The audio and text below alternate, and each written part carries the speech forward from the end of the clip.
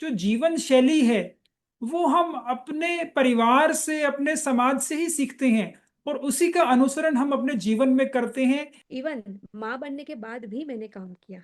लेकिन जब मेरा दूसरा बेटा हुआ, दूसरा बच्चा हुआ, तब मुझे पता चला कि मैं दो जगह पे सच में न्याय नहीं कर पाऊंगी। और मैंने देखा कि एक लाइफ के एक मोड़ पे कि शिल्पा, पहले एज ए तू मदर है कि क्या है, तुझे चॉइस करनी पड़ेगी। और उस मोमेंट पे मैंने निर्णय किया कि अब मैं नर्सिंग की नौकरी नहीं करूंगी। वहां से मेरा इंटरेस्ट साइकोलॉजी में अलग अलग जगह पर गया।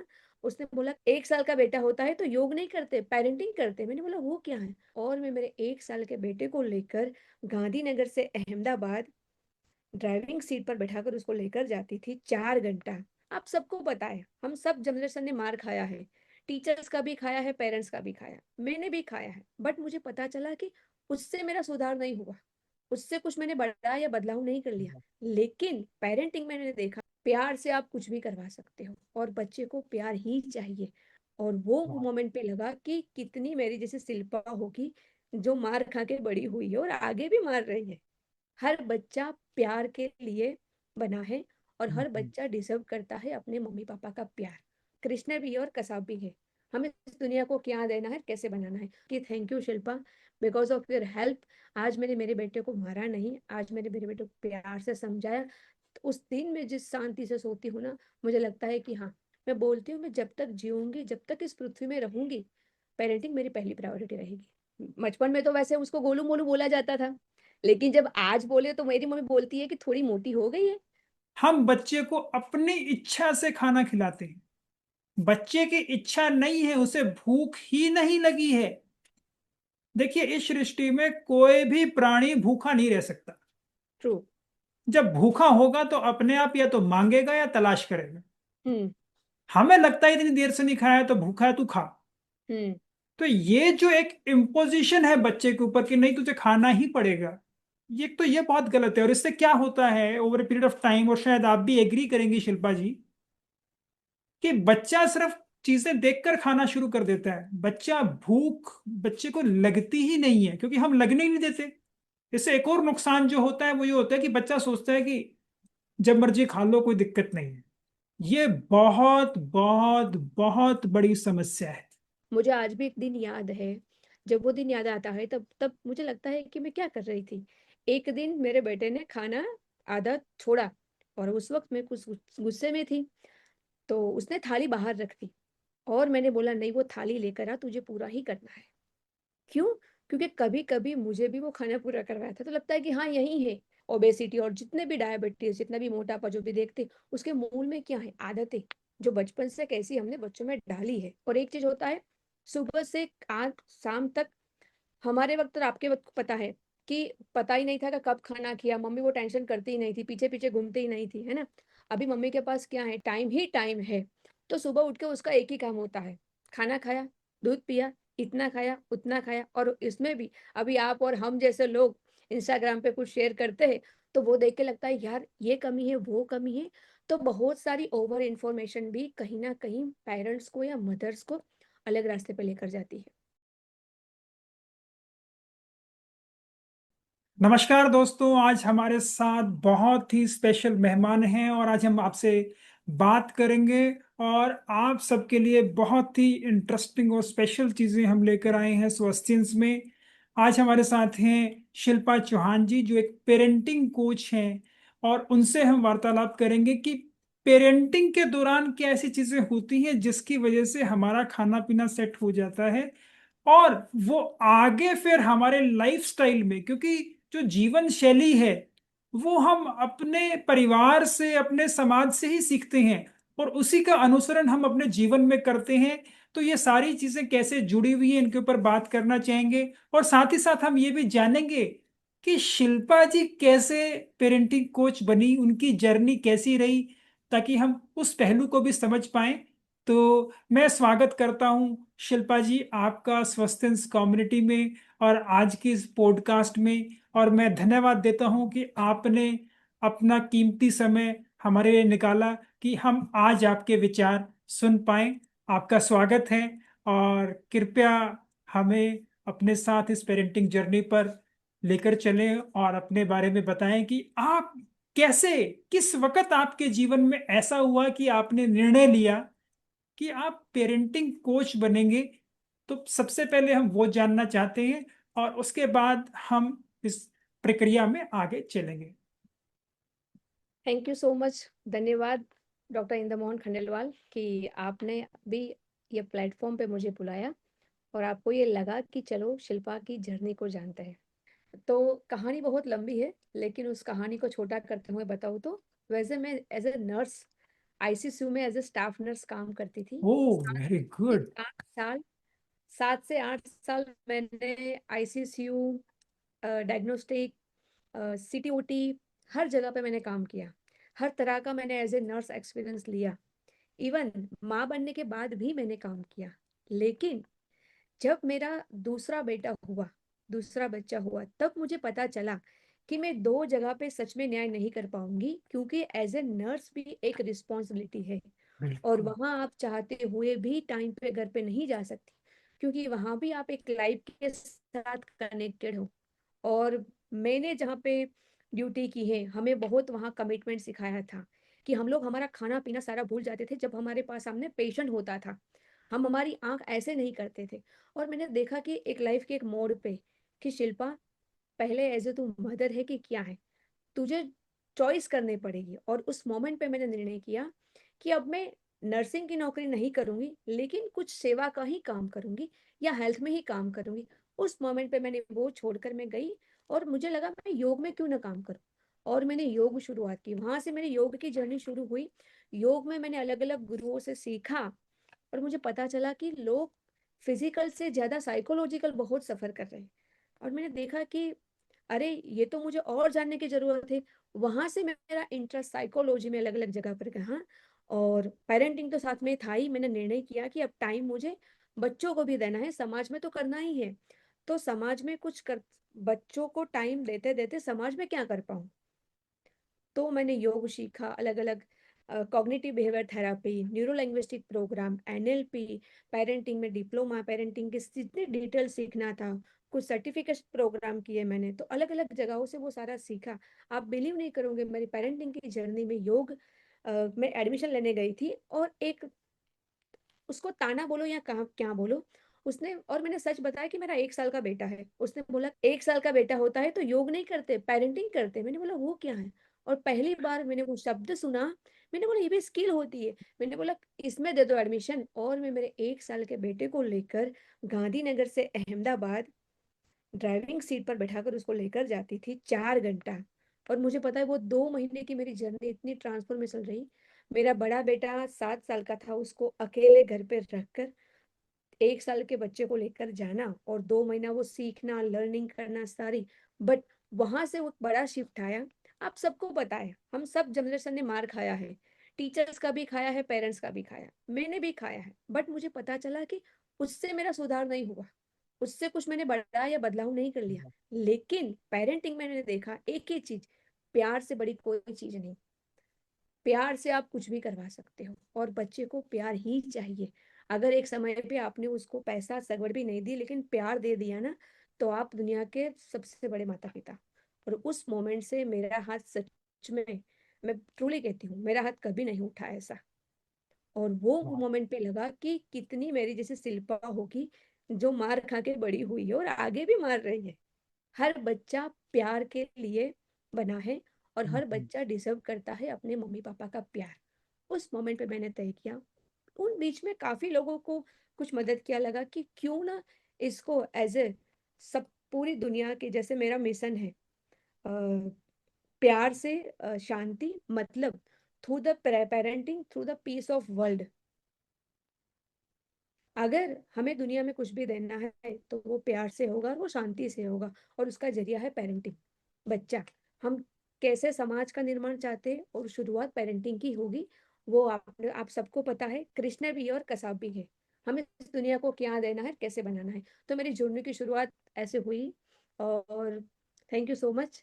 आज मतलब मैं, जब कोई पेरेंट्स कुछ पूछता है, कुछ हेल्प मैं करती हूँ, और फिर वो जब फिर से कॉल बैक करता है कि thank you Shilpa, because of your help आज मैंने मेरे बेटे को मारा नहीं, आज मैंने मेरे बेटे को प्यार से समझाया। तो उस दिन में जिस शांति से सोती हूँ ना, मुझे लगता है कि हाँ, कुछ कुछ ईश्वर ने मुझे दिया है, कुछ यूनिवर्स ने मुझे दिया है, कुछ आप जैसे लोगों से मैं जुड़ी हूँ, और अभी पूरी दुनिया में ये शांति फैलानी है प्यार से। थैंक यू शिल्पा जी, बहुत ही प्रेरणादायक आपकी स्टोरी रही। आपने जो बताया, देखिए आप एक नर्सिंग का काम करते हुए वहां पे कैसे लोगों को सर्व कर रही थी। और वहां पे मैं समझ सकता हूँ, क्योंकि मैं भी मेडिकल बैकग्राउंड से हूँ, कि नर्सिंग है, डॉक्टर है, वो सारे वक्त लगे रहते हैं दिन रात।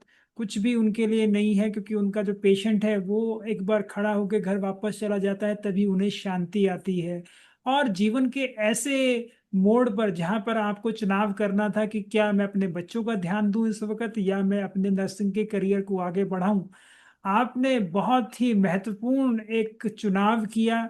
और एक बेहतरीन चुनाव किया कि आपने अपने मातृत्व को, अपनी पेरेंटिंग को आगे रखा, और बच्चे के साथ आप ट्रेवल करके 4 घंटे गाड़ी चलाकर जाके सीखती थी, और उसके बाद आपने उसे सबसे पहले अपने ऊपर इम्प्लीमेंट किया, और इससे अपने घर परिवार में और शांति प्यार पैदा किया, और बाद में अब लोगों की मदद करके उनको आप कितना ट्रांसफॉर्म कर पा रही हैं।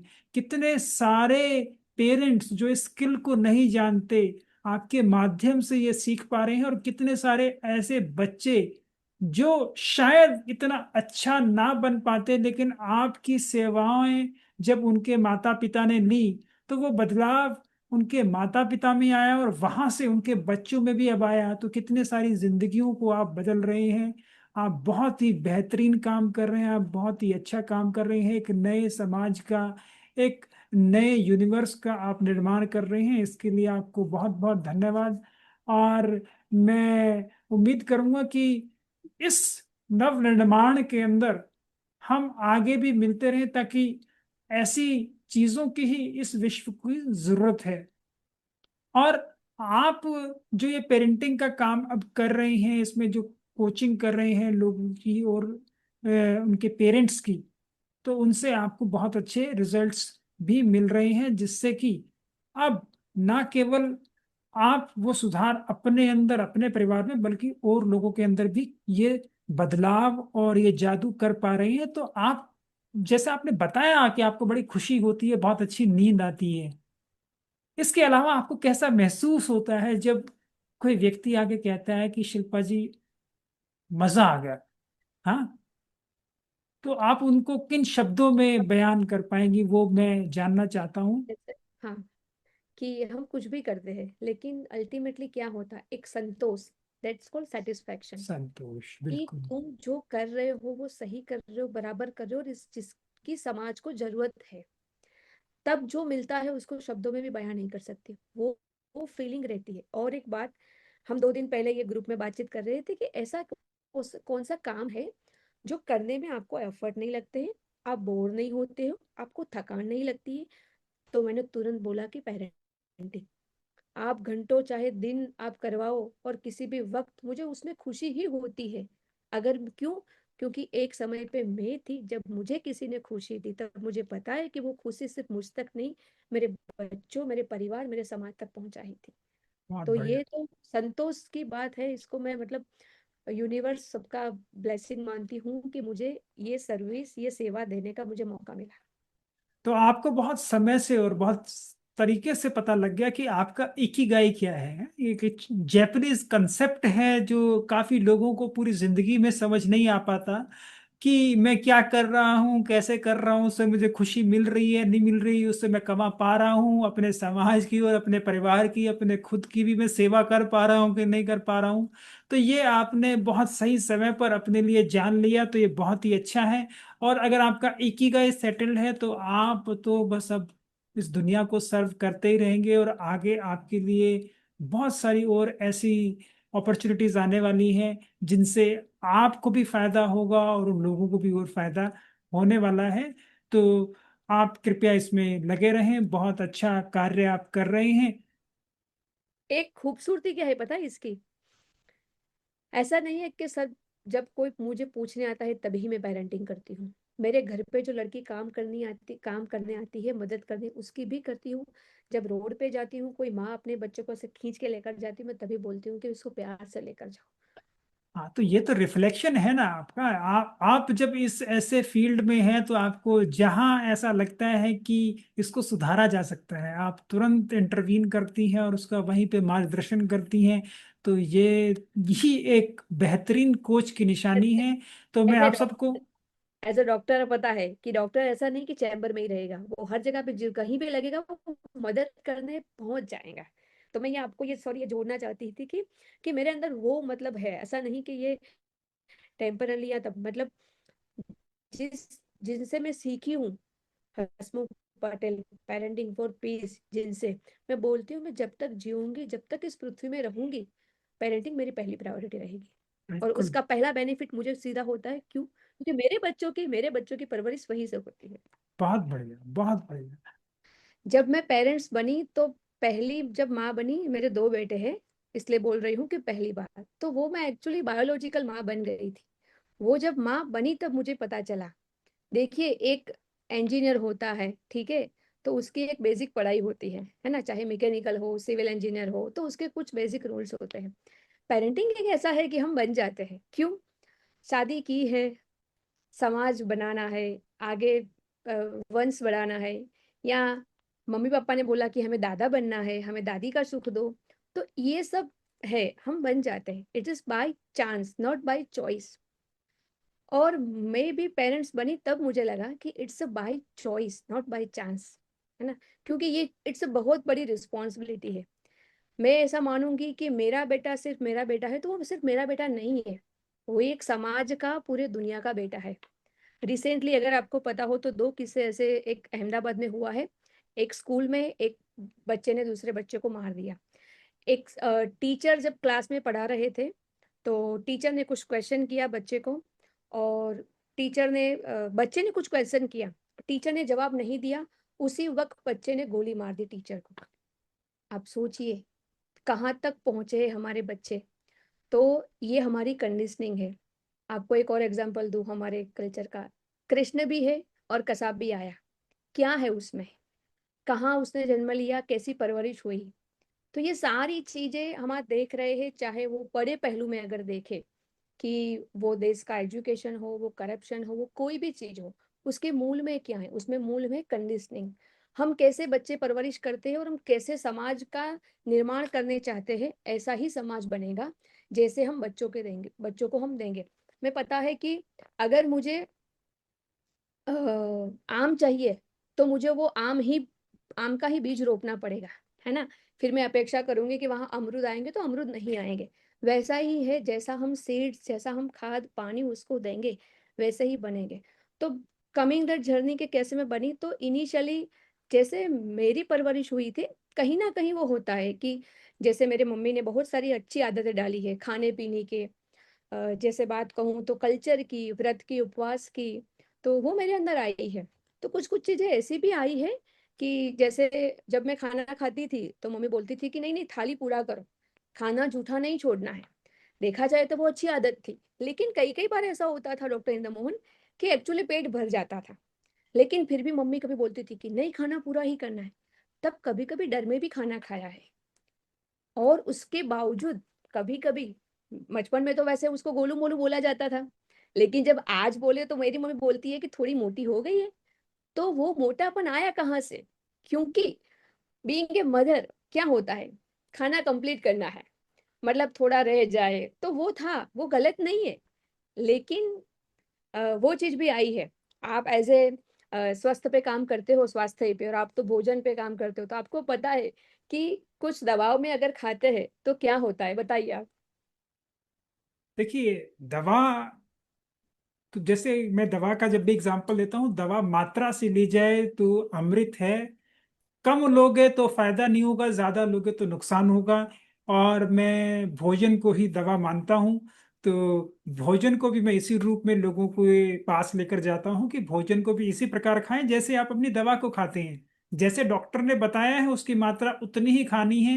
ना उससे कम खानी है ना उससे ज्यादा खानी है, उस पर ज्यादा एक्सपेरिमेंट्स ना करें। और अगर आप खाने को अपना मित्र बना लेंगे तो आपको दवाओं की जरूरत पड़ेगी ही नहीं।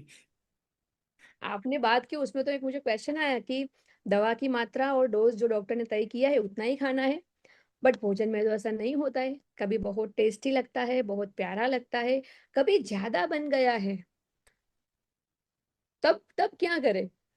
नहीं, यही यही तो एक चीज है जो मैं आपके माध्यम से अपने दर्शकों को भी बताना चाहता हूँ, और मैं आपका भी उसमें स्वरूप देखना चाहूंगा। हम्म। जैसे कि आपने बताया अभी कि आपकी जब घर पे परवरिश हो रही थी तो उस हम्म। दौरान कुछ चीजें आपके सामने आई, हम्म। जैसे कि खाना पूरा करना है। तो हम्म। ये हमारी जो धर्म के अंदर एक ये रिचुअल है कि खाना उतना ही डालें जितना खा सके। हम्म। तो इसका जो लॉजिक तो था वो तो ये था कि खाना ज्यादा अपनी प्लेट में डाले ही ना। हम्म। लेकिन मन इतना चंचल है कि मन सोचता है कि हाँ मैं ये भी खा लूंगा, मैं ये भी खा लूंगा, मैं ये भी खा लूंगा, तो वो अपनी प्लेट में बहुत ज्यादा रख लेते हैं। तो हम्म। एक थोड़ा सा हम कह सकते हैं कि अगर हमारे माता पिता ने उस वक्त ये भी कहा हो नहीं पूरा करना है और हमने डर के रूप में भी खाया हो, हम्म। तो इसमें ये जरूर हो सकता है कि हाँ भी वो एक हल्की सी पनिशमेंट जरूर रही हो कि अब तो तुझे पूरा करना पड़ेगा। हम्म।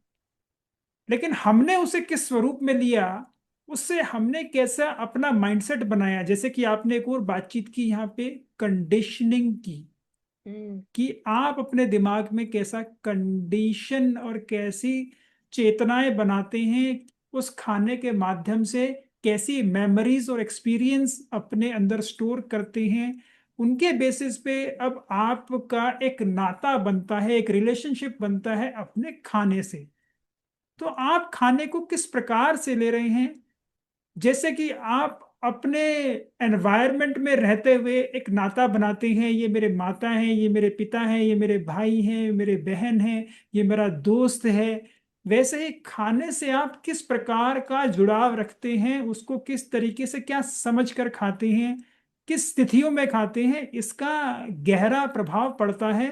क्योंकि मैं बच्चों के साथ भी डील करता हूँ, पेरेंट्स के साथ भी डील करता हूँ और एल्डरलीज के साथ भी डील करता हूँ, और आप क्योंकि स्पेसिफिकली बच्चों को के और बच्चों के पेरेंट्स को देख रही हैं उनके अंदर बदलाव लाने के लिए, तो मैं हम्म। उम्मीद करता हूँ आपको भी काफी सारे पेरेंट्स अप्रोच करते होंगे कि हमारा बच्चा, हम कहते हैं कि हेल्दी खा लेकिन खाता नहीं है। आपने क्या मुझे ऐसा होता है? ऑफ कोर्स होता है। हेल्दी खाना तो एक तरफ, इंदर मोहन जी मैं बताऊं, सबसे पहले माँ बाप की कंप्लेन रहती है बच्चा खाता ही नहीं है। बच्चा खाता ही नहीं है तो मैं बोलती हूँ बच्चा फिर इतना बड़ा हुआ कैसे? अगर बच्चा खाता नहीं है तो बड़ा कैसे होता है? कुछ तो पैरामीटर्स होते हैं। तो बीइंग ए पेरेंट्स और बीइंग ए खास करके मदर्स, हमेशा उसको लगता है कि मेरा बच्चा कम खाता है। और यहीं पे मैं आऊंगी, जब आपने बात की तो मुझे याद आया कि जब मेरा बेटा था तो इनिशियली कभी कभी मैं सोचती हूँ तो लगता है मैंने कैसी गलती की है। जब 6 महीने का हुआ मेरा बड़ा बेटा, और हम बाहर का खाना उसको देते हैं जैसे दाल सूप रात, है ना, तो इनिशियली बोलते थे तो चम्मच से मैं उसको खिला देती, बट वो नहीं खा रहा था। तब मैं क्या करती थी, जो एग्जैक्टली मेरी नानी, मेरी मम्मी और मेरी भाभी ने किया, बेटे को सुला के, दो पैर के बीच में उसको दबा के, हाथ दो पकड़ के, और कटोरी भर के, वो रोता है मैं उसको खिला रही हूँ। जब मुझे समझ में आया मैं तो कि क्या कर रही हूँ मैं, और वो संतोष सिर्फ मेरा था कि मैंने कटोरी भरकर उसको खिला दिया, लेकिन वो हेल्दी नहीं था। कई बार ऐसा हुआ था डॉक्टर इंद्र मोहन जी कि वो फिर वॉमिट कर देता था। बिल्कुल, आपने बहुत बहुत सही चीज बताई शिल्पा जी, और मैं आपके माध्यम से और सब माता पिताओं को ये मैसेज देना चाहता हूं जो शिल्पा जी ने इतना बड़ा मैसेज अब इस बात से दिया है।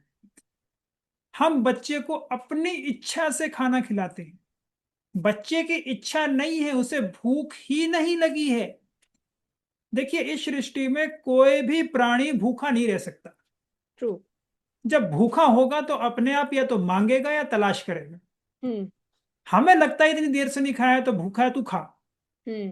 तो ये जो एक इम्पोजिशन है बच्चे के ऊपर कि नहीं तुझे खाना ही पड़ेगा, ये बहुत गलत है। और इससे क्या होता है over a period of time, और शायद आप भी एग्री करेंगी शिल्पा जी, कि बच्चा सिर्फ चीजें देखकर खाना शुरू कर देता है, बच्चा भूख बच्चे को लगती ही नहीं है, क्योंकि हम लगने ही नहीं देते। यस। हम वो सोचते कि, एक्सपीरियंस। हाँ, हम सोचते कि बच्चे को टाइम हो गया, शायद इस वक्त भूख लगी हो। इससे एक और नुकसान जो होता है वो ये होता है कि बच्चा सोचता है कि जब मर्जी खा लो, कोई दिक्कत नहीं है। ये बहुत बहुत बहुत बड़ी समस्या है ट्रू। कि जब मर्जी खा लो। और आपने बताया, देखो, ये कि खाना खिलाया, जबरदस्ती खिलाया तो बच्चे ने उल्टी भी कर दी। अब ये उल्टी दोनों तरीके से हो सकती है। जब हम रोते हैं तो पेट में प्रेशर बनता है, उस वजह से भी उल्टी हो सकती है, इसमें कोई ऐसी बात नहीं है। और जब बच्चे का बिल्कुल मन नहीं था, हमने जबरदस्ती दिखाया, उसको खिलाया, तो ऑब्वियसली उस वक्त उल्टी होने की आशंका बढ़ जाती है। इसको भी हम एक गलत स्वरूप में लेते हैं। कई बार पेरेंट्स इसको भी सोचते हैं कि मेरे बच्चे में कोई बीमारी है, खाना आगे नहीं जाता, पता नहीं जब भी खाता है उल्टी कर देता है। तो यहाँ से भी कुछ समस्याएं मैंने देखी हैं। अपने रेडियोलॉजी करियर में भी काफ़ी सारी माताएं अपने बच्चों को लेकर आती थी, डॉक्टर साहब इसका अल्ट्रासाउंड करो, देखो कुछ भी नहीं खाता, खाता है तो उल्टी कर देता है बच्चा। और मेल्स के लिए मैंने ज्यादा ये देखा है कि माताएं बहुत ज्यादा, मतलब, इंक्लाइंड रहती हैं कि ऐसा क्यों हो रहा है। हालांकि फीमेल्स के भी मैंने ऐसे अल्ट्रासाउंड करे हैं बच्चों के, जो इस समस्या से मेरे पास लोग आते थे। तो आपने ये बहुत बहुत इम्पॉर्टेंट चीज यहाँ पर हाईलाइट की है, शिल्पा जी, कि अभी आपने सॉरी मैं आपको रोकूंगी इसलिए क्योंकि आपने सब सोनोग्राफी की बात की, तो मैं उसमें भी बाकात नहीं हूँ। मैं डॉक्टर के पास गई, डॉक्टर ने बताया इसको तो जीआरडी है, गैस्ट्रो इसोफेगल रिफ्लेक्स डिसीज। अच्छा, तो फिर वो समझ जाते कि अच्छा तो वोमिट करेगा। लेकिन जब मैं धीरे धीरे सारी चीजें पढ़ती गई, समझती गई, तब मुझे पता लगा कि आपने जैसे बताया कि वो प्रेशर होता है। वो प्रेशर पेट में कब होता है? जब वो दिमाग में होता है। पेट में भी तब आता है, हम सबको पता है कि इधर अभी साइकोलॉजिकल चीजें बहुत इफेक्ट करती है। तो मैंने वहां नहीं देखा। उस वक्त भी मुझे समझ में नहीं आया कि मैं जबरदस्ती खाना खिला रही हूँ। मुझे आज भी एक दिन याद है। जब वो दिन याद आता है तब तब मुझे लगता है कि मैं क्या कर रही थी। एक दिन मेरे बेटे ने खाना आधा छोड़ा, और उस वक्त मैं कुछ गुस्से में थी, तो उसने थाली बाहर रख दी। और मैंने बोला नहीं, वो थाली लेकर आ, तुझे पूरा ही करना है। क्यों? क्योंकि कभी कभी मुझे भी वो खाना पूरा करवाया था, तो लगता है कि हाँ यही है। मतलब कहीं देखे, कभी कभी आ, हम अगर धर्म की बात करें या कुछ रिचुअल्स की बात करें कि खाना जूठा नहीं छोड़ना है, उससे पहले आपने बताया कि खाना उतना ही ले जितनी जरूरत है। उतना ले ही क्यों कि हमें उसको जबरदस्ती अपने पेट में डालना पड़े। तो ये छोटी छोटी बहुत बातें हैं जो बड़ी होके बड़े पैना बड़े हमें कहीं ना कहीं, या तो फिर हमें यूजफुल होती है, या तो कहीं ना कहीं नुकसान करती है। जो आज हम देखते हैं ओबेसिटी और जितने भी डायबिटीज, जितना भी मोटापा जो भी देखते हैं, उसके मूल में क्या है? आदतें जो बचपन से कैसी हमने बच्चों में डाली है। और एक चीज होता है, सुबह से आज शाम तक, हमारे वक्त और आपके वक्त पता है कि पता ही नहीं था कि कब खाना किया। मम्मी वो टेंशन करती ही नहीं थी, पीछे पीछे घूमती ही नहीं थी, है ना। अभी मम्मी के पास क्या है? टाइम नहीं, टाइम ही टाइम है। तो सुबह उठ के उसका एक ही काम होता है, खाना खाया, दूध पिया, इतना खाया, उतना खाया। और इसमें भी अभी आप और हम जैसे लोग इंस्टाग्राम पे कुछ शेयर करते हैं, तो वो देख के लगता है यार ये कमी है, वो कमी है। तो बहुत सारी ओवर इंफॉर्मेशन भी कहीं ना कहीं पेरेंट्स को या मदर्स को अलग रास्ते पे लेकर जाती है। हम बात तो करते हैं हर बच्चा यूनिक है, लेकिन जब जीने में उसको ऐसा नहीं समझते कि जीने के, कोई बच्चा होता है उसको ज्यादा भूख लगती है, किसको कम भूख लगती है। अल्टीमेटली उसका परिणाम क्या? आपका बच्चा स्वस्थ है, हेल्दी है, वो अच्छे से सो जाता है, अच्छे से उसकी ऊर्जा है, एनर्जी है, वो पढ़ाई करते हैं। तो खाना एक पैरामीटर्स नहीं है कि उसने 4 रोटी खाया तो ही हेल्दी है। वो अलग अलग बॉडी अलग अलग होती है। तो आपने जैसे बात की तो मुझे लगा कि मैं ये सोनोग्राफी वाली बात भी बताऊं कि ऐसा भी नहीं है कि सिर्फ उस रिपोर्ट पे ही आप रहिए। एज ए मदर आपको चेक करना चाहिए कि क्या आपकी कुछ गलतियां है। तो शिल्पा जी, आपने बहुत बहुत अच्छी चीज़ें यहाँ पे हाईलाइट की, और मैं आपसे इसमें आगे और थोड़ा डिटेल में बात करना चाहूँगा, क्योंकि आप एक मदर भी हैं और एक पेरेंटिंग कोच भी हैं। हम्म। तो आपके पास दोनों एक्सपीरियंस हैं। और आप जब अब बच्चों को और उनके माता पिताओं को ट्रेन कर रही हैं, तो अब आपने ये चीज़ें देखी और पाई भी होंगी। हम्म। यहाँ पर एक चीज़ आती है कि हमारा परसेप्शन कैसा है, हमारा दिमाग, हमारी सोच कैसी है, हम्म। कि बच्चा कैसा होना चाहिए, दिखना चाहिए। ये एक हमारे दिमाग में फीडेड है। और मैं उसका एग्जांपल देता हूँ अपने बचपन से ही। हम्म। मैं छोटा था, बड़ा दुबला पतला होता था। काफी लोग मुझे सुकड़ी पहलवान के नाम से कहते थे कि बिल्कुल है ना, खाने पीने को नहीं देते क्या तेरे घर वाले। लिटरली हम्म। ये मैंने कटाक्ष सुने हैं अपने जीवन में। तो जब ऐसी चीजें मेरे को सुनती थी, दिखाई देती थी, और लोग जब ऐसा कहते थे, तो मेरे मन में ऐसी इच्छा होती थी कि मैं खूब खाऊं और खूब अपना वजन बढ़ाऊं, जो कि मैंने अपने जीवन में किया भी। मैं हम्म। तकरीबन अपनी 96 किलो तक पहुंचा, और उसके बाद जब मुझे वापस अकल आई तो फिर मैंने अपना वजन घटाया भी, और लोगों को अब मैं इसके लिए सिखाता भी हूँ कि कैसे आप अपना वजन घटा सकते हैं, उसे मेंटेन कर सकते हैं, स्वस्थ जीवन जी सकते हैं बिना दवाइयों के। तो जैसा कि मैं आपको बता रहा था कि बच्चों का जो स्वरूप है, पहले तो माता पिता स्पेशली माँ, जब बच्चे गोलू मोलू दिखते हैं सबको बड़े अच्छे लगते हैं। क्यों?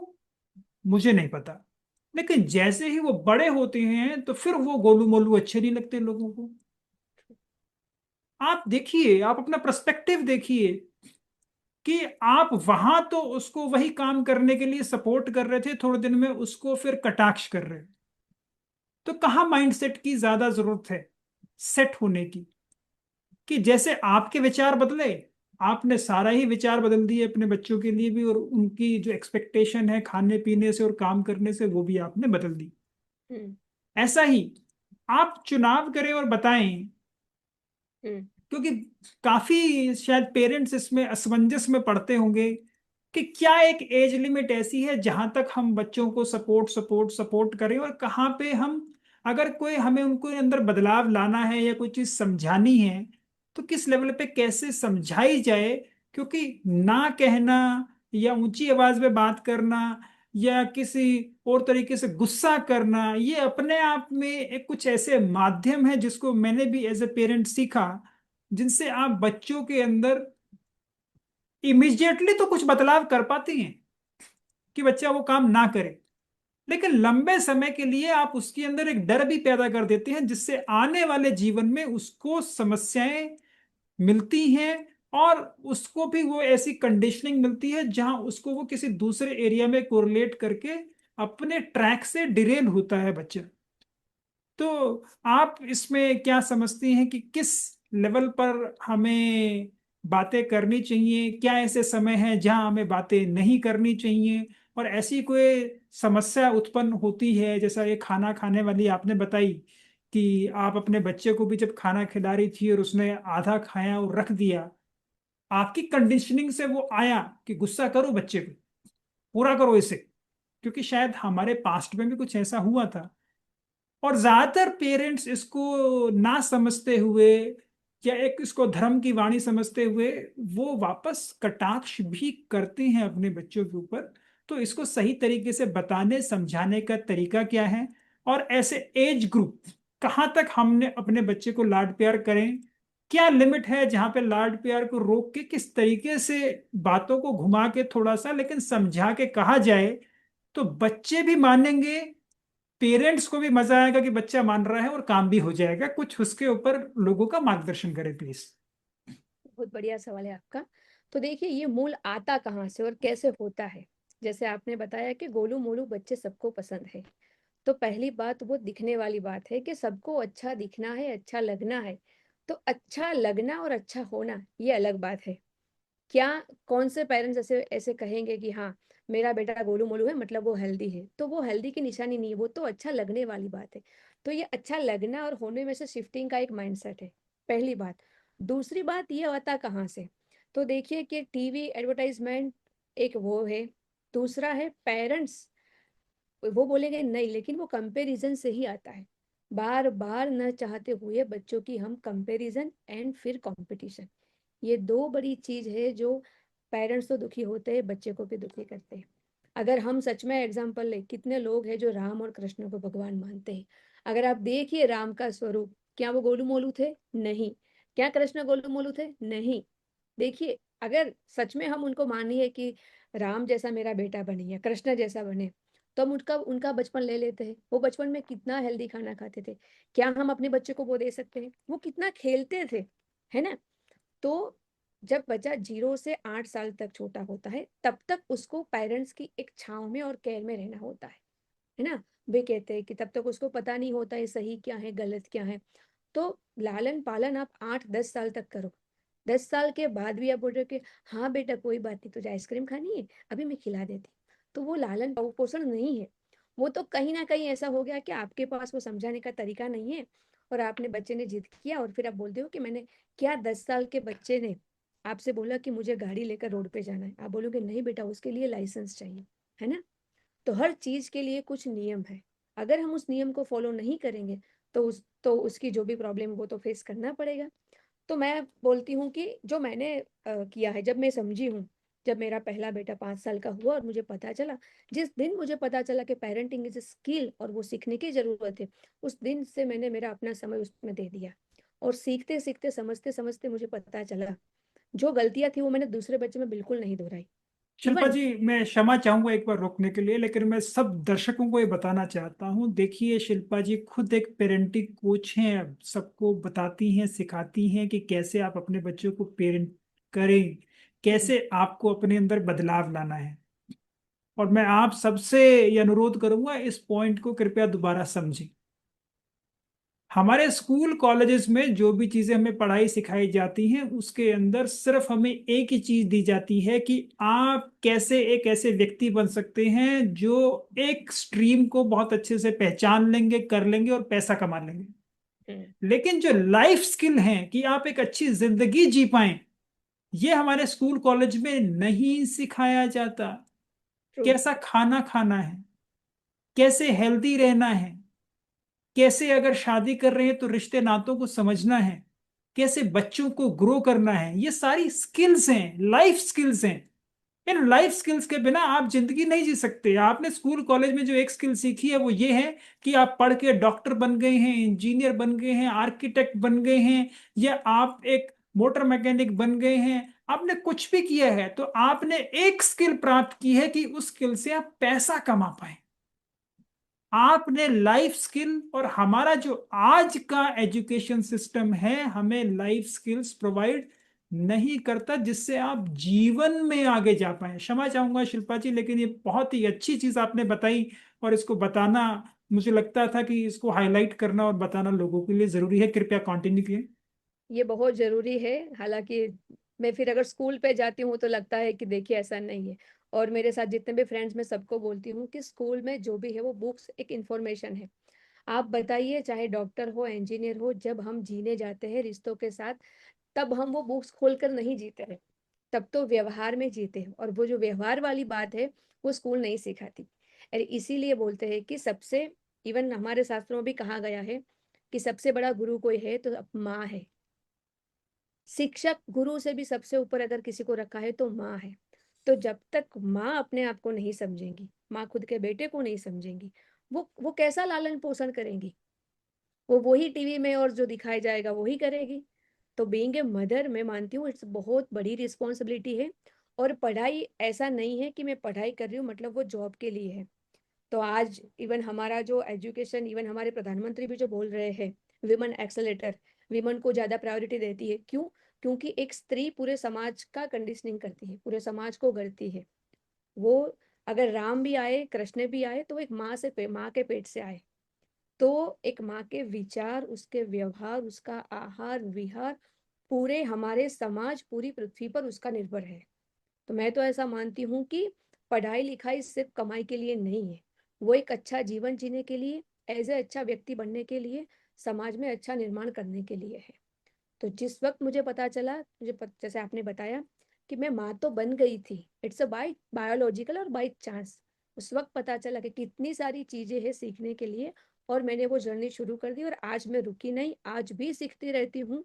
और उसकी इम्पेक्ट मेरे बच्चों में, मेरे आसपास में, आज लोग मुझे बोलते हैं कि, और मैं सबको बोलती हूँ कि मैंने जो इन्वेस्टमेंट किया है 15 साल का, वो है ना बाम्बू ट्री का एग्जाम्पल, सो वो इन्वेस्टमेंट मैंने कर दिया है। अब मैं निश्चिंत हूँ। ऐसा नहीं कि तकलीफें नहीं आएगी, लेकिन उसको कैसे संभालना है, कैसे समझना है, उसमें मुझे बहुत आश्वस्ति है।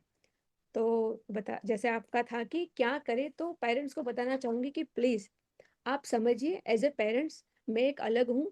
मैं चाहूंगी कि मेरा बेटा बेटा बाजू वाले जैसा बने या दिखे, तो वो कंपैरिजन है ना, वो आपके लिए, बच्चे के लिए, दोनों के लिए नुकसान है।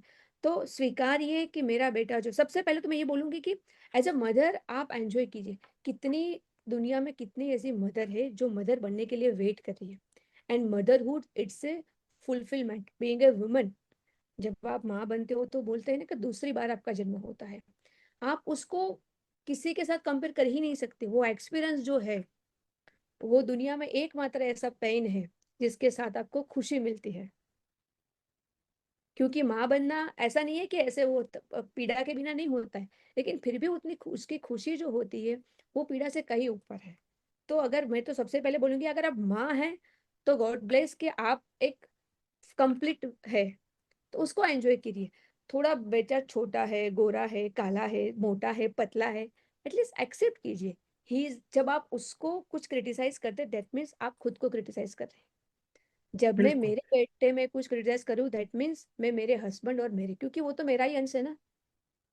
जब, दैट मीन्स मैंने खुद को ही एक्सेप्ट नहीं किया है।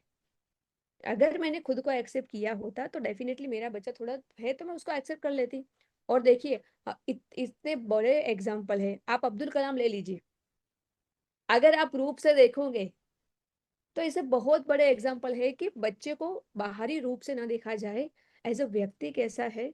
उस बचपन से ही हम उसके अंदर वो संस्कार रोपेंगे, तो जो सबसे बड़ा कंपटीशन वाला पार्ट है, कंपैरिजन वाला पार्ट है, अगर उससे हम बचा पाए ना, तो मुझे लगता है कि हम एक स्वस्थ समाज का निर्माण कर पाएंगे।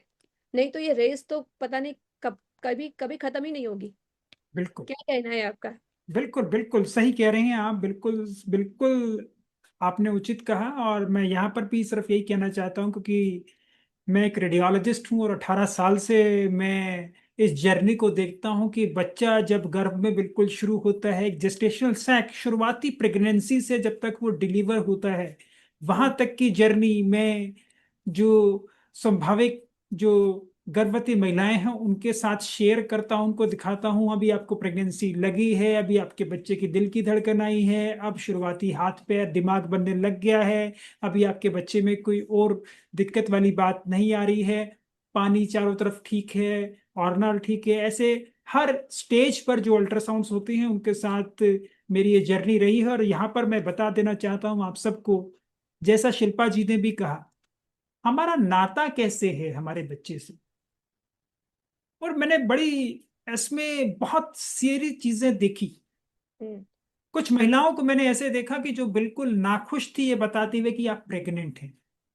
ये बड़ा ही चौंका देने वाला मेरे लिए एक एक्सपीरियंस था कि मैंने बताया कि आप प्रेग्नेंट हैं, और सामने वाला बंदा और कपल परेशान हो गया। और कुछ महिलाएं जो तो 30-35 साल से इंतजार कर रही हैं कि कब मैं मां बनूंगी, और जब उनको ये चीज पता लगती है कि हाँ मैं प्रेग्नेंट हूं, तो उनकी जो खुशी है वो देखने लायक होती है।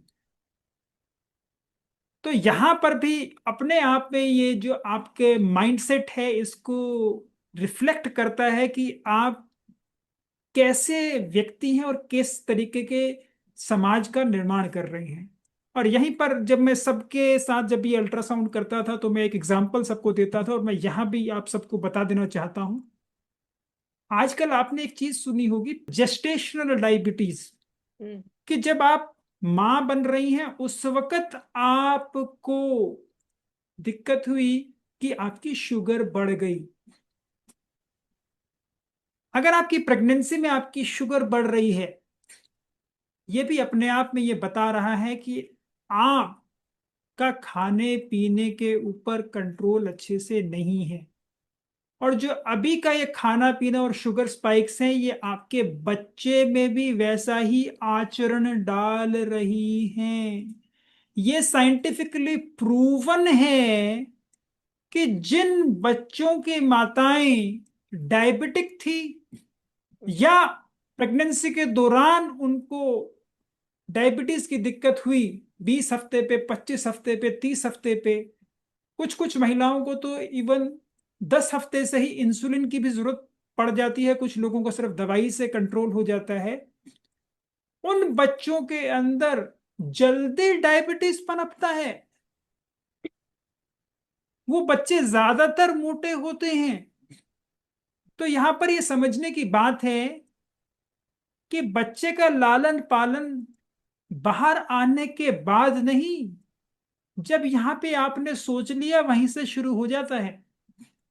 ये जब तो आप, आप ये तो बहुत महत्वपूर्ण बात है कि हम मतलब जिस दिन सोचते हैं कि हाँ पेरेंट्स बनना है, उस सोच विचार आहार विहार से बनता है। बहुत महत्वपूर्ण बात की आपने। और ये जब आपने डायबिटीज वाली बात की तो मुझे भी इवन जानना है, क्योंकि मेरी बहुत फ्रेंड्स ने बताया है कि वैसे नॉर्मल होता है। एक तो थायराइड आता है कॉमन, है ना। और आपने जो बात की कि कुछ मदर बहुत खुश होती है जो वेट करती है सुन के, और कुछ मदर होती है जो उसको एक्सेप्ट नहीं करती, तो वो जो वहीं से रिजेक्शन होता है। और कुछ कुछ केस में ऐसा ही होता है डॉक्टर की, परिवार चाहता है, मम्मी नहीं चाहती है। कुछ केस में मम्मी चाहती है, परिवार नहीं चाहती है।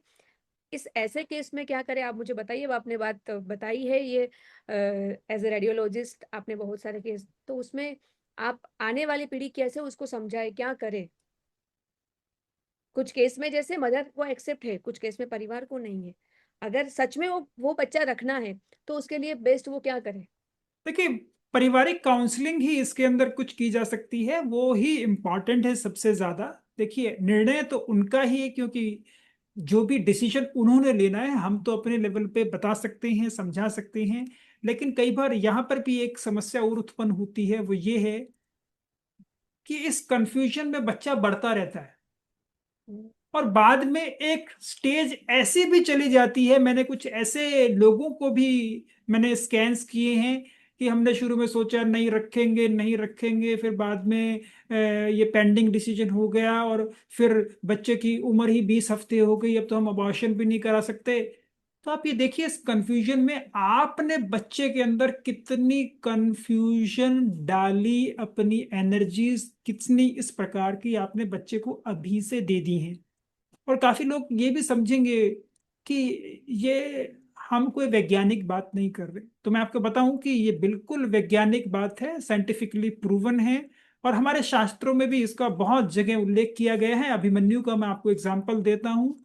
हाँ, तो अभिमन्यु को अगर आप जानते हैं तो बहुत अच्छा है। महाभारत में एक पात्र थे और अर्जुन के पुत्र हैं। जिस वक्त उनकी माता सुभद्रा प्रेग्नेंट थी और अभिमन्यु गर्भ में थे, तो एक दिन वैसे ही उन्होंने कहा अर्जुन से कि ये चक्रव्यूह क्या होता है और मुझे बताएं। तो अर्जुन ने सारे चक्रव्यूह की कहानी उनको सुनाई कि कैसे भेदा जाता है, कैसे किया जाता है। लेकिन बीच में ही सुभद्रा माता जी उनकी सो गई, तो उनको उतनी चक्रव्यूह में जाना तो आता था, बाहर निकलना नहीं आता था। काफी लोग इसको सिर्फ एक कहानी सुनकर मना कर देते हैं, लेकिन आज के परिप्रेक्ष्य में ये साइंटिफिकली प्रूवन है कि 9 हफ्ते से बड़ा बच्चा आपको सुनता भी है। यस। इसके ऊपर काफी सारी रिसर्च चल रही है, और हमारे पौराणिक समाज के अंदर हम इसको गर्भ संस्कार से भी जानते थे कि जिस वक्त कुछ ऐसी चीजें भी जरूर रहती थी परिवार के अंदर कि हाँ भी ठीक है, अगर कोई महिला गर्भवती है तो वो घर में ही रहे, बाहर ना जाए। बाहर कैसे लोगों से मिल रही है, क्या वार्तालाप हो रही है, किस प्रकार की एनर्जी मिल रही है। लेकिन इन सारी चीजों को आजकल एक नए परिप्रेक्ष्य में लेकर कि शायद ये रिस्ट्रिक्शन है उस महिला के ऊपर, ये इन चीजों को लेकर काफी सारी चीजें मीडिया में और दूसरी जगह आती रही हैं, जिनसे एक नई स्थिति उत्पन्न जरूर हुई है, जिससे नुकसान हो रहा है सोसाइटी को। हालांकि भारत के अंदर हम महिलाओं की बात करें तो भारत ही शायद ऐसा देश है जहां पर महिलाओं को, देवियों को पूजा जाता है। और क्योंकि वो सृष्टि के रचयिता तो वही है, सृष्टि आगे चल ही नहीं सकती बिना फीमेल के, क्योंकि उनके अंदर एक यूनिवर्सल पावर है, वो है क्रिएशन। यस। और क्रिएशन भी देखिए प्रभु ने ऐसा बनाया है, उनके पास पावर तो है, किसी के पास भी। ये उनके क्या, जीवन का एक नियम है। आपके पास कुछ है, लेकिन कुछ और से मिलके ही पूरक होते हैं, तभी आप उसको 100% क्रिएट कर पाते हैं। तो कोलैबोरेशन, मिलना, मिलकर काम करना, ये सृष्टि का एक नियम है। इस नियम के अगेंस्ट जो जाएगा उसे नुकसान तो होने ही वाला है। चलो इस पर आगे और वार्तालाप ना करते हुए हम इस पर आगे चलेंगे, क्योंकि मैं बताना चाहता था दर्शकों को कि बच्चा जब कंसीव है उसके बाद से ही जर्नी स्टार्ट हो जाती है। और कंसेप्शन पहले यहाँ होता है, फिर शरीर में होता है, फिर डिलीवरी होती है। शिल्पा जी, आप बहुत ही अच्छे से अब लोगों को बता रही हैं। तो यहाँ पर एक और सवाल जो आजकल आ रहा है खाने पीने का, और उसमें मैं आपसे पूछना चाहूंगा कि जो समस्या मैं देखता हूँ, हम्म। जिसकी वजह से काफी लोगों को दिक्कत है, उसके हम्म। बारे में मैं आपसे, क्या समाधान हो सकता है इसके बारे में आपके विचार भी जानूंगा, और मेरे पास जो है वो भी मैं बताऊंगा। काफी सारी आजकल जो महिलाएं हैं वो कामकाजी महिलाएं हैं। वो काम करना पसंद करती हैं, अच्छी बात है, और काम करना चाहिए। और यहाँ पे कुछ मतभेद है सोसाइटी के अंदर कि अगर आप माँ हैं तो माँ वाला काम करें, इसलिए मैटरनिटी लीव जैसे जो सुविधाएं हैं इनका भी प्रावधान रखा गया है। क्योंकि जब आप इस श्रेणी में आती है मातृत्व की, तो उस वक्त बहुत सारी साइकोलॉजिकल चीजें, हार्मोनल चीजें शरीर में होती हैं, जिसके लिए आपको और किसी भी महिला को एक ब्रेक चाहिए ही। जब मेरी भी वाइफ है, मेरे बच्चे हैं, तो मैं भी उस वक्त में एक्सपेक्ट करता हूँ, और हमें भी मिली है, और ये सबको मिलना चाहिए। ये बहुत बहुत बहुत जरूरी है। और क्योंकि मैं मेडिकल क्षेत्र में हूँ, तो मैं इसको और डीप तरीके से जानता हूँ कि ये जरूरतमंद है, इसके ऊपर काम होना चाहिए। लेकिन यहाँ पे एक और जो चीज आती है वो ये है कि उसका लालन पोषण जब शुरू करते हैं, और स्पेशली जब बच्चा माँ के दूध से हम उसको थोड़ा सा दूर करते हैं, क्योंकि 6 महीने के बाद जब हमें कहते हैं वीनिंग करनी पड़ती है, जिसको हम कहते हैं कि हमने माँ के दूध के अलावा कुछ खिलाना पिलाना शुरू किया। ये एक ऐसा महत्वपूर्ण समय है जिस वक्त अगर हमने ध्यान नहीं रखा, क्योंकि बच्चे के सारे टेस्ट, सारी चीजें यहां पर डेवलप होती हैं, क्योंकि आपने दूध के अलावा पहली चीज इंट्रोड्यूस ही यहां पर की है। तो किस प्रकार का खाना आप खिला रहे हैं, किस तरीके से खिला रहे हैं, किस माध्यम पे खिला रहे हैं, किस फ्रिक्वेंसी पे खिला रहे हैं, और किसके साथ खिला रहे हैं, इसके ऊपर सारी चीजें आपके बच्चे के फ्यूचर की टिकी हुई हैं। जैसे कि मैं एक एग्जांपल देता हूं आपको।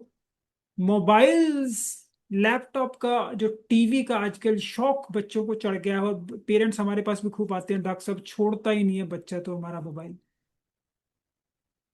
तो बताइए, मोबाइल की आदत पहले डाली किसने? पेरेंट्स तो ने। कृपया इन चीजों के ऊपर थोड़ा बताएं कि इस वक्त जो हम माता के दूध से दूसरे खान पीन पर जा रहे हैं, और उसको जो तरीका है, इससे कैसे बच्चों के ऊपर प्रभाव पड़ता है, और कैसे पेरेंट्स को आगे से और इस पॉडकास्ट के माध्यम से ये ध्यान रखना चाहिए कि जो लोग अब इसको सुन रहे हैं वो तो अपने बच्चों का लालन पोषण अच्छे से कर पाए। प्लीज। बहुत महत्वपूर्ण इम्पोर्टेंट सवाल कि बच्चा जब 6 महीने तक वो सिर्फ ब्रेस्ट फीडिंग ही लेता है। पहले तो फिर भी पानी पिलाते थे, लेकिन मुझे पता है मेरे दूसरे बच्चों को मैंने मतलब सिंगल नहीं, 6 महीने फीडिंग मतलब फीडिंग। तो जब आप माँ बनते हो ना, तो एटलीस्ट एज ए मदर मैं आप सबको रिक्वेस्ट करूंगी, 6 महीना आपको अपने बच्चे को देना है इस स्वीकार के साथ। बिल्कुल। क्योंकि वो 6 महीना उसकी जिंदगी के पूरे स्वास्थ्य को तय करेगा। फिर वो 6 महीना नहीं आने वाला है। तो जैसे मैंने मेरे दोनों बच्चों को 6 महीने फीडिंग मतलब फीडिंग, इवन समटाइम्स मुझे पता है मेरी माँ मेरी सास बोलती थी कि इतनी गर्मी है थोड़ा पानी दे दो, पर लेकिन मुझे पता था कि मेरे फीडिंग में ऑलरेडी 70% पानी है, पानी भी उसको उसी से मिलेगा। तो मैंने नहीं दिया। तो आज मुझे वो बहुत खुशी होती है कि हाँ वो जो 6 महीने संभाले। दूसरा, जब आप जैसे बताया कि जब शुरू करते बाहर का खाना, अगर डॉक्टर्स के पास जाते हो तो वो भी काफी आपको समझाते हैं, है ना। जैसे शुरुआत हम करते हैं कि भाई उसको राब दो, खिचड़ी दो, फ्रूट्स दो, कुछ फ्रूट्स भी ऐसे दो जो सॉफ्ट हो, है ना, ताकि उसके दांत नहीं होते हैं। और धीरे धीरे धीरे धीरे दो, कुछ भी शुरुआत धीरे धीरे। लेकिन एक एक्सपीरियंस मैं भी उसमें आ गई।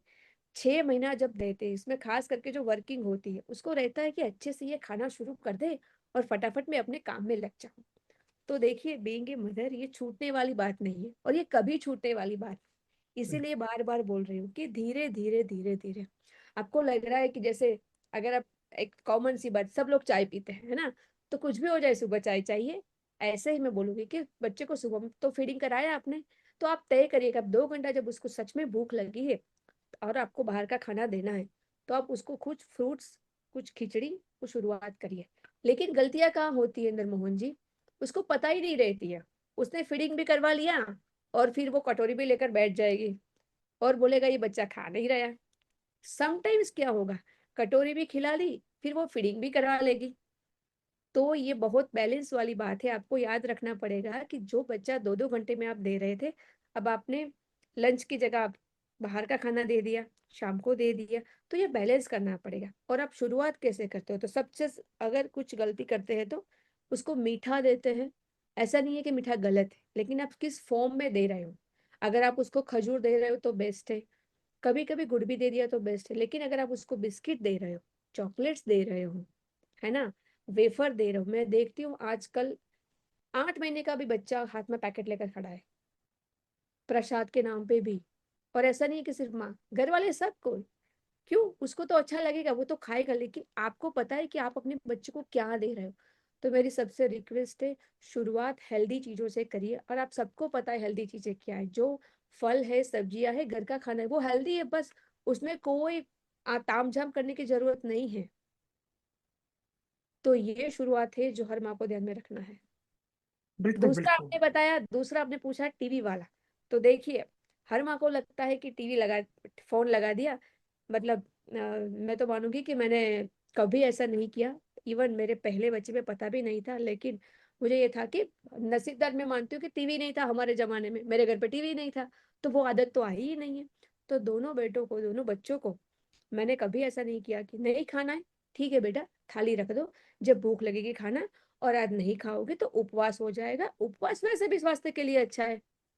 तो ये मेरा माइंडसेट आज भी क्लियर है। कोई खाना अच्छा नहीं लगता है तो नहीं नहीं बेटा टीवी चालू कर देती हूँ, ठीक है बेटा बाहर से मंगा देती हूँ, नहीं बेटा, अच्छा नहीं लगता है तो अच्छी बात है। कभी कभी अच्छा नहीं लगना भी अच्छी बात है हमारे स्वास्थ्य के लिए, और उस दिन वैसे भी उपवास हो जाता है। बिल्कुल तो ये बहुत फॉर्मूला मैं खुद अप्लाई करती हूँ, और बच्चों को भी मैं करवाती हूँ। तो टीवी, बहुत सारी चीजें हमें पता ही नहीं चलता है, हम देखते रहते हैं। चाहे मोटापा कह लो, चाहे अनकॉन्शियस ईटिंग कह दो, चाहे कुछ बच्चे आपके पास भी ऐसे डॉक्टर आते होंगे कि सब कुछ खाता है हेल्दी, लेकिन फिर भी उसमें कुछ कमी है। वो कमी क्यों है? क्योंकि वो माइंडफुल ईटिंग नहीं है। वो तो कुछ जा रहा है, जा रहा है, जा रहा है। और फिर वही बच्चे को जब आप टीवी बंद करते हो, वो कितना टेंट्रम करता है, मतलब उसकी बॉडी को रिक्वायरमेंट नहीं है, और आप कुछ उसमें डाल रहे हो। तो मेरी तो दो हाथ जोड़ के विनती है, अगर नहीं खा रहा है 3 दिन वेट करो, बुरा मत लगाना, लेकिन बच्चा अगर 2-3 दिन नहीं खाएगा ना, तो वो कुछ हो नहीं जाएगा। लेकिन अगर आप उसको टीवी या मोबाइल दे के खिलाओगे ना, आपको पता नहीं आप क्या दे रहे हैं, और आपको पता है आप छुड़वा नहीं सकते हो। आपने बिल्कुल। और हम कहाँ मोबाइल और टीवी देख के खाना खाया है? हम एग्जाम्पल है उसका, हर पेरेंट्स उसका एग्जाम्पल है कि हमने टीवी और फोन देखकर, मेरी माँ ने कभी ऐसे नहीं रखकर खिलाया। जब भूख लगी और मैं दौड़ के आई, माँ रोटी दे और मैंने खाना खा लिया। शिल्पा जी, उसमें शायद ये जरूर होगा ना कि आपकी मदर वर्किंग नहीं थी। ओके, ये बात भी है। तो ठीक उसका है। मतलब तो ये हुआ ना कि मैं कमा किसके लिए रही हूँ। अगर मैं सच में बच्चे के लिए कमा रही हूँ, और वहां उसको क्या कोई ऐसी तो आदत नहीं डाल रही हूँ, तो मैं तो हर हर चीज में बोलूंगी कि मैं कुछ भी कर रही हूँ, मैं क्यों कर रही हूँ। नहीं, बिल्कुल, इसलिए माइंडसेट बहुत ही ज्यादा इंपॉर्टेंट है कि आप क्या कर रहे हैं। जैसे इसीलिए हमने मेटर्निटी लीव का भी इसमें जिक्र किया था कि मेटर्निटी लीव कितनी इंपॉर्टेंट है और सबको मिलनी चाहिए, और मिल भी रही है आजकल। गवर्नमेंट का भी इसमें काफी सपोर्ट है, तो बहुत ही अच्छी चीज़ है। लेकिन बाद में भी आगे क्या करना चाहिए, क्योंकि ये क्वेश्चन एक बड़ा ही पर्सनलाइज है कि क्या हमें थोड़े दिन लीव लेनी चाहिए, 6 महीने काफी रहेगा बच्चे के लिए, या साल 2 साल। तो ये एक बड़ा ही डिफिकल्ट क्वेश्चन है पेरेंट्स के लिए। लेकिन ये समझने की जरूरत है, बच्चे की आपके ऊपर डिपेंडेंस होती है जब तक बच्चा अच्छे से जो घर में बना हुआ खाना है उसे खाना शुरू नहीं कर देता। वो तकरीबन 1 सवा साल तक ऐसी टाइम पीरियड आता ही है कि अब बच्चा माँ का दूध बहुत कम ले रहा है, और लेकिन दूसरा खाना आराम से खा सकता है। तो ये स्थिति बिल्कुल ऐसी है, उस वक्त बच्चे के साथ कोई खेलने वाला है, आपके परिवार के लोग हैं, या आपने कोई और अरेंजमेंट कर रखा है, तो बच्चा उसके अंदर खुश रह सकता है, और माता पिता उसको बीच बीच में मिलते रहें, भाई बहन मिलते रहें, तो उसका पूरा परिवार और पूरा दिन ठीक से निकल जाएगा। क्योंकि छोटा बच्चा ज्यादातर खाता है, पीता है, सुसु पोटी करता है, बस सो जाता है।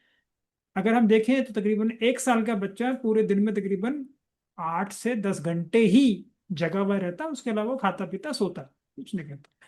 तो हमें बस उन पीरियड्स को मैनेज करना है, क्योंकि आप यहाँ पे जो कामकाजी महिलाएं हैं उनको कामकाजी महिला की ऐसी जो बात समस्याएं।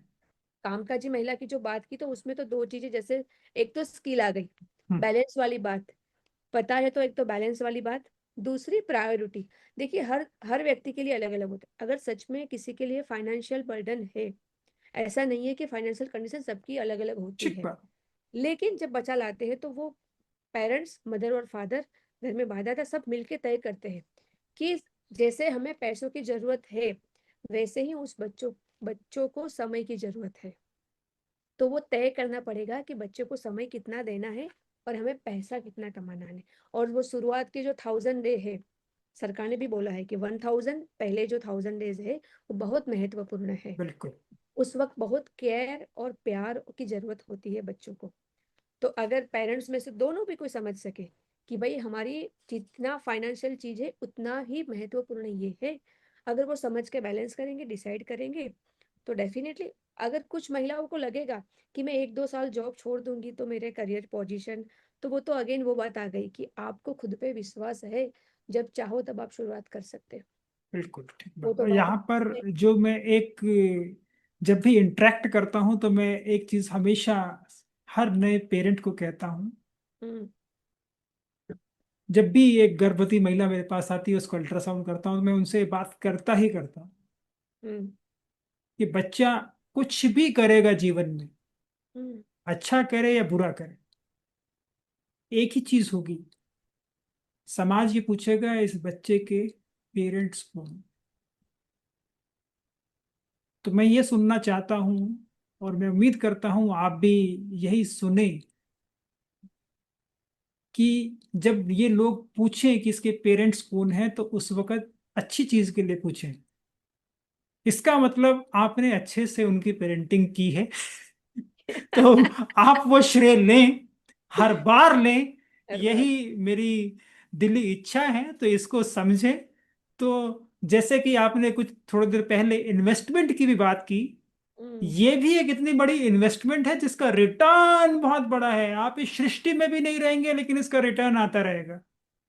देखिए, आपने पेरेंट्स कौन है पूछा, तो बताऊं, मेरे मम्मी पापा को कैसे जानते हैं पूरी सोसाइटी में कि ये ना, मेरे भाई का नाम है जैसे जिग्नेश, इन्हें जिग्नेश के फादर, हाँ, ये शिल्पा की मम्मी है। बिल्कुल। तब प्राउड होता है, तब मैं मेरी माँ को बोलती हूँ कि मम्मी, तूने कुछ नहीं किया, ऐसा नहीं, तूने जो इन्वेस्टमेंट किया है ना, वो आज डबल ट्रिपल होके मेरे बच्चों में भी आ रहा है।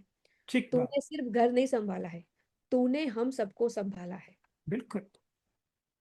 तो यही बिल्कुल होता सही। है जब पेरेंट्स को बच्चे के नाम से, कि भाई बच्चे इतने बड़े हो जाते हैं कि पूछते हैं कि भाई इसके नाम से लोग पहचानते हैं। दैट्स पेरेंटिंग, दैट्स और इन्वेस्टमेंट। रिटर्न है उसका आपको। यस। अब वो इतना सारा आपको मैसिव अमाउंट में मिल रहा है।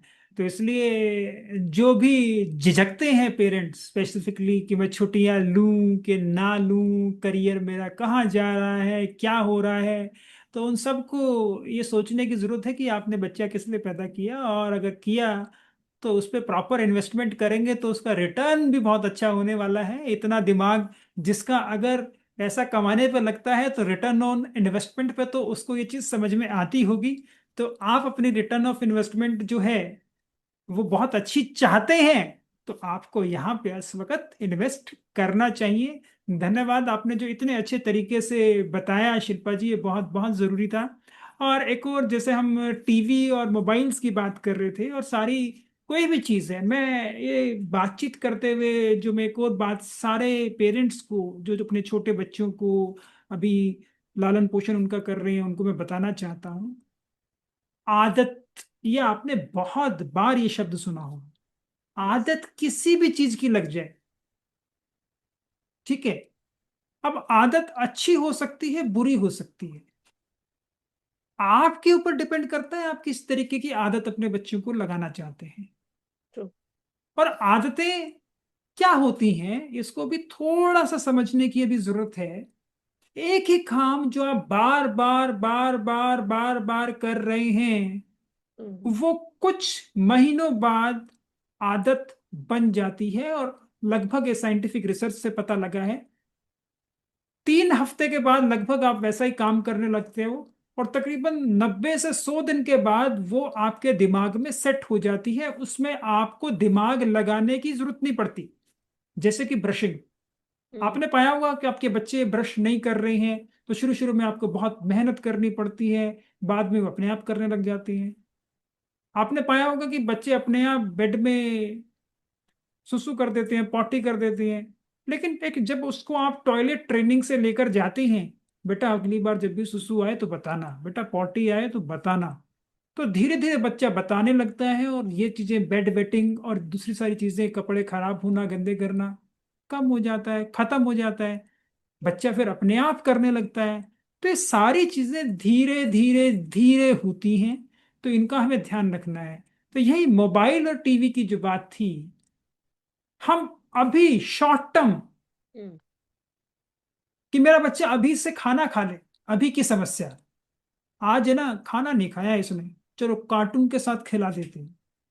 आपने खिला दिया, आपका जो मातृत्व है, वो जो माँ की ममता है, वो तो उस वक्त के लिए शांत हो गई।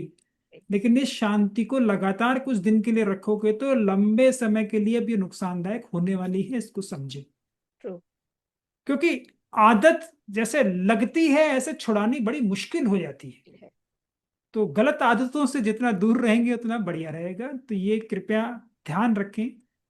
दूसरा जो मेरा एक्सपीरियंस रहा है वो ये है कि अगर आप अपने बच्चों के सामने अपने मोबाइल का, अपने लैपटॉप का बहुत ज्यादा इस्तेमाल करते हैं, और ये आप सबने अपने जीवन में देखा होगा कि हम भी बच्चे थे जब, या हमारे बच्चे हैं, बच्चे का स्वभाव ऐसा होता है, उसको कोई नई चीज दिखती है तो उसको वो एक्सप्लोर करना चाहता है। और उसके माता पिता उसके हीरो होते हैं, सबसे बड़े हीरो सोसाइटी में। और हीरोज को भी बच्चा पसंद करता है, ऐसी बात नहीं है, चाहे वो टीवी पे आ रहा हो वो हो, चाहे उसके दोस्त हों, या घर परिवार में जो और बच्चे हों उनके अंदर वो कुछ चीजों को देखता है। तो आप बच्चे को थोड़ा समझें, ये किसको फॉलो कर रहा है, क्या कर रहा है, क्या नहीं कर रहा है। अगर आपने ये चीज पकड़ ली तो आप उसके अंदर कुछ भी बदलाव कर सकते हैं। ट्रू। तो ये बहुत ही ज्यादा इंपॉर्टेंट हो जाता है कि हीरो बच्चे का कौन है। और अगर वो माता को हीरो बनाता है या पिताजी को हीरो बनाता है, जिन चीजों में जब उसको फॉलो कर रहा है, तो दोनों की रिस्पॉन्सिबिलिटी बन जाती है कि वो बच्चे के सामने बहुत अच्छे से आचरण करें। अगर हम अपने बच्चों के सामने मोबाइल पर रहते हैं, लैपटॉप पर रहते हैं, तो बच्चे को लगता है बड़ी काम की चीज है जो मेरे पेरेंट्स कर रहे हैं, मुझे भी ऐसा बनना है, मुझे भी ऐसा करना है, मुझे भी ये चाहिए। और देखिए, आप इस चीज का अंदाजा आप इसी चीज से लगा सकते हैं। बच्चा 9 10 11 12 महीने का होता है, मोबाइल को बहुत प्यार करता है। ट्रू। वो ऐसे बात करता है, ऐसे हेलो, हेलो। क्यों? क्योंकि उसने देखा ही अपने बच्चे, अपने पेरेंट्स को, अपने दादा दादी को या समाज में ऐसे। ऐसे देखिए, ऐसे ऐसे क्यों देखें, ऐसे देखें तो ज्यादा अच्छा रहेगा। ट्रू। और जब ये मेरा बच्चा छोटा था, बड़े वाला बेटा, तो मुझे समझ में आया। मेरा बेटा मेरे पास आता था, पापा चलो खेलने चलते हैं। मैं कहा बेटा थोड़ा काम कर लूँ फिर खेलूँ, बेटा थोड़ा ये कर लूँ फिर कर लूँ।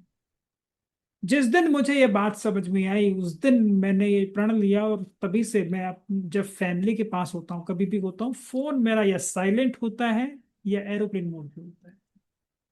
Great. When I am with my family, अब डिस्टरबेंस नहीं चाहिए। उस दिन के बाद से मेरा फोन नहीं निकला, मैं निकालता ही नहीं फोन अपना, मैं लैपटॉप पे काम करता ही नहीं। मैं गाड़ी चला रहा हूँ, मेरा बच्चा मुझे देख रहा है और एकदम से सामने एक गाड़ी आ गई, बेवकूफ है, दिखता नहीं है, this is the usual response. मेरा बेटा अपने घर में छोटी कार चलाता है, एक दूसरे खिलौने में मारता है और बोलता है दिख नहीं रहा तुझको। मेरे को समझ में आया, हाँ, यस। मैंने अपने अल्फाज बदल दी। तो ये छोटी छोटी चीजें हैं। और मैं अपने बच्चों को अपना बहुत बड़ा गुरु मानता हूँ, मेरे बच्चों ने मुझे बहुत सिखाया है, मैंने उनसे बहुत सीखा है। तो आप अगर थोड़े से ऑब्जर्वेंट हैं तो आप समझ जाएंगे कि बच्चा किसको कैच कर रहा है, कहाँ कर रहा है, और किसको क्या थोड़े थोड़े छोटे छोटे बदलाव करने की जरूरत है। ये तो लगता है इधर मोहन जी आपकी और मेरी स्टोरी सेम है। जैसे मैं ये सेम लाइन बोलती हूँ कि मेरे गुरु, इवन मैंने इस गुरु पूर्णिमा को, अगर मेरा ट्रांसफॉर्मेशन कुछ हुआ है तो माँ बनने के बाद और बच्चों के थ्रू, और हर रोज होता है। कुछ भी कहती हूँ वो तुरंत मुझे पकड़ के और बोलते हैं, मम्मा तू ये बोल रही थी और ये कर रही है। और मैं बोलती हूँ थैंक यू बेटा। सो सच में बच्चे हमारे सबसे बड़े गुरु है। हर वक्त हमें वो देख रहे हैं, जैसे आपने गाड़ी वाला एग्जांपल दिया, और आप ऑब्जर्वर थे और आपने बदल दिया, है ना। पूरी जिंदगी निकल जाती है और हम ढूंढते रहते हैं कि बच्चा ऐसा क्यों कर रहा है। बट वो देखना होता है कि क्या ये मैं ऐसा कर रहा हूँ, इट्स माई रिफ्लेक्शन। और आपने आदत वाली बात भी बहुत अच्छी की है कि कितने पेरेंट्स हैं जिनको खुद को टीवी देखे बिना खाना नहीं निकलता है, और वो पूरे दिन बोलते रहते हैं कि तू टीवी बंद कर दे, कैसे होगा। तो जो है कि सबसे पहले ऑब्जर्वेशन इन खुद के अंदर, रिफ्लेक्शन, तब वो होगा तो ऑटोमेटिक उनको पता चल जाएगा मेरा बेटा ऐसा क्यों कर रहा है। उनको किसी के पास जाने की जरूरत नहीं है। उनको खुद के पास हर सवाल का जवाब उनके खुद के पास को मिल जाएगा, जब वो खुद को देखेंगे तो। तो मैं सॉरी। इसकी वैलिडेशन आपसे चाहता हूँ। हम्म। आप एक पेरेंटिंग कोच है, हम्म। आपके पास भी काफी लोग ये समस्या के साथ आते होंगे कि हमारा बच्चा बात नहीं मानता, या टीवी पे या लैपटॉप पे रहता है, ठीक है, और ये चीजें कर रहा है। आप किसको गाइड करती हैं, बच्चों को कि पेरेंट्स को? ऑब्वियसली पेरेंट्स को। देखिए, समझिए, सारे लोग सुनिए, पेरेंट्स को। मैं आपको बताता हूँ दो चीजें जो बहुत महत्वपूर्ण होंगी, आपका जीवन बदल देंगी। आपकी वाइफ, या आप एक वाइफ हैं तो आपका हस्बैंड, साधारण भाषा में आपका स्पाउस, और आपके बच्चे, आपके माता पिता। ये तीन ऐसी इंपॉर्टेंट चीजें हैं जो आपके ट्रू मिरर्स हैं। शीशा जिसे कहते हैं, वो यस। बिल्कुल ऐसे रिफ्लेक्ट होता है। और आपने देखा भी होगा, हाँ, आपके पास छोटे बच्चे हैं तो घर में सब मजाक करते होंगे, ये बिल्कुल अपनी मम्मी जैसा है, ये बिल्कुल अपने पापा जैसा है। क्यों? अगर आपने इस क्यों को ढूंढ लिया तो आप सारी इस सिस्टम को रिजॉल्व कर देंगे, और कभी आपको समस्याएं होंगी ही नहीं। थोड़ा सा बैठकर सोचने और रिफ्लेक्ट करने वाली बात है। चलिए, यहां पर आपने मैं एक को, हाँ प्लीज। ये बात की पेरेंट्स वाली, तो मोस्टली मेरे पास जो भी पेरेंट्स आते हैं बोलते हैं कि बच्चे को ये दिक्कत है। आधे घंटे में वो समझ जाते हैं कि ये प्रॉब्लम बच्चे की नहीं है, सबसे पहले मेरी है। और मैं सिंगल टाइम उनकी सच बताऊं तो बच्चे की रेमेडी मैं नहीं देती हूँ, वो तो उनके पास खुद ही है। क्योंकि मेरे से ज्यादा वो खुद अपने बच्चे को जानते हैं। बट जब उनको दिखाई पड़ता है कि यार मैं यहाँ खड़ा हूँ और मुझे यहाँ से वहां जाना है, बस ये शिफ्टिंग जब होता है तो सिर्फ, तो जैसे आपने बहुत अच्छी बात की कि बच्चा है ना पूरे घर को एक नया जीवन देता है। बिल्कुल। अगर हम समझे तो वो हमें नई जर्नी पे लेकर जाता है बच्चा, इसके लिए। ऐसे ही बोलो, कहा गया है ना एक नई शुरुआत होती है माँ की, नया जन्म होता है। वो नया जन्म ऐसे ही होता है कि अब जो भी तुम्हें खुद में देखना है, जो भी बदलाव लाना है वो शुरू कर दो, अब नहीं चलेगा। बिल्कुल। तो यहां पर एक और जो चीज इंपॉर्टेंट है, जो मैंने समझा है, देखा है, पाया है, स्पेशली खाने से रिलेटेड। हम्म। और खाने के साथ बच्चे काफी टेंट्रम थ्रो करते हैं, नहीं यही खाना है, नहीं ऐसा ही खाना है, नहीं कोल्ड ड्रिंक पीनी है, चॉकलेट ही खानी है, मिठाई खानी है, चिप्स खाने हैं। एक तो इसमें मार्केटिंग एंगल है, आप सब पेरेंट्स को मैं समझाना चाहता हूँ, और शिल्पा जी भी जरूर को समझाएंगी। आप किसी भी मॉल में चले जाइए, किसी भी छोटी सी छोटी दुकान में चले जाइए, कुछ कलरफुल पैकेट्स आपको बाहर या बिलिंग काउंटर पे टंगे हुए नजर आएंगे ही आएंगे। आप इसको समझ लें, ये मार्केटिंग से ज्यादा कुछ भी नहीं है। बच्चा पढ़ रहा है, कलर्स, उसे जैसे कलर्स दिखते हैं वो अट्रैक्ट हो जाता है, चाहे उसके अंदर खाने की चीज अच्छी हो या बेकार हो, उसे समझ ही नहीं है। तो जितना आप ऐसी जगह लेके जाएंगे बच्चे को, मॉल के अंदर या ऐसी जगह या जहाँ इतनी सारी नई नई चीजें दिख रही हैं, तो मुझे बताइए, जब बच्चा क्या, आप कहीं नई जगह जाते हैं तो आपका एक्सप्लोर करने का मन नहीं करता, तो आपके बच्चे का तो ऑब्वियसली बहुत ज्यादा करेगा। हाँ। तो अगर आप दुविधा में पड़ जाते हैं तो आपका बच्चा, जिसकी अभी मेच्योरिटी नहीं है, तो वो तो दुविधा में पड़ेगा ही पड़ेगा। लेकिन यहाँ पर हम, क्योंकि हमारे गेस्ट हमारे पास अभी उपलब्ध हैं, टेंट्रम्स की बात करते हैं, जो बच्चे कहते हैं कि काफी टेंट्रम्स थ्रो करते हैं, काफी जिद्दी हो जाते हैं, ये हम्म, क्यों होते हैं खाने पीने को लेकर, और इस समस्या से कैसे छुटकारा मिल सकता है, या कैसे जो अभी पेरेंट्स अपने बच्चों का ध्यान रखें कि इस समस्या में कभी पड़े ही ना, वो उनके जीवन में आए ही ना, उसके लिए आप क्या बताएंगे शिल्पा जी? प्लीज इसके ऊपर मार्गदर्शन करें लोगों को।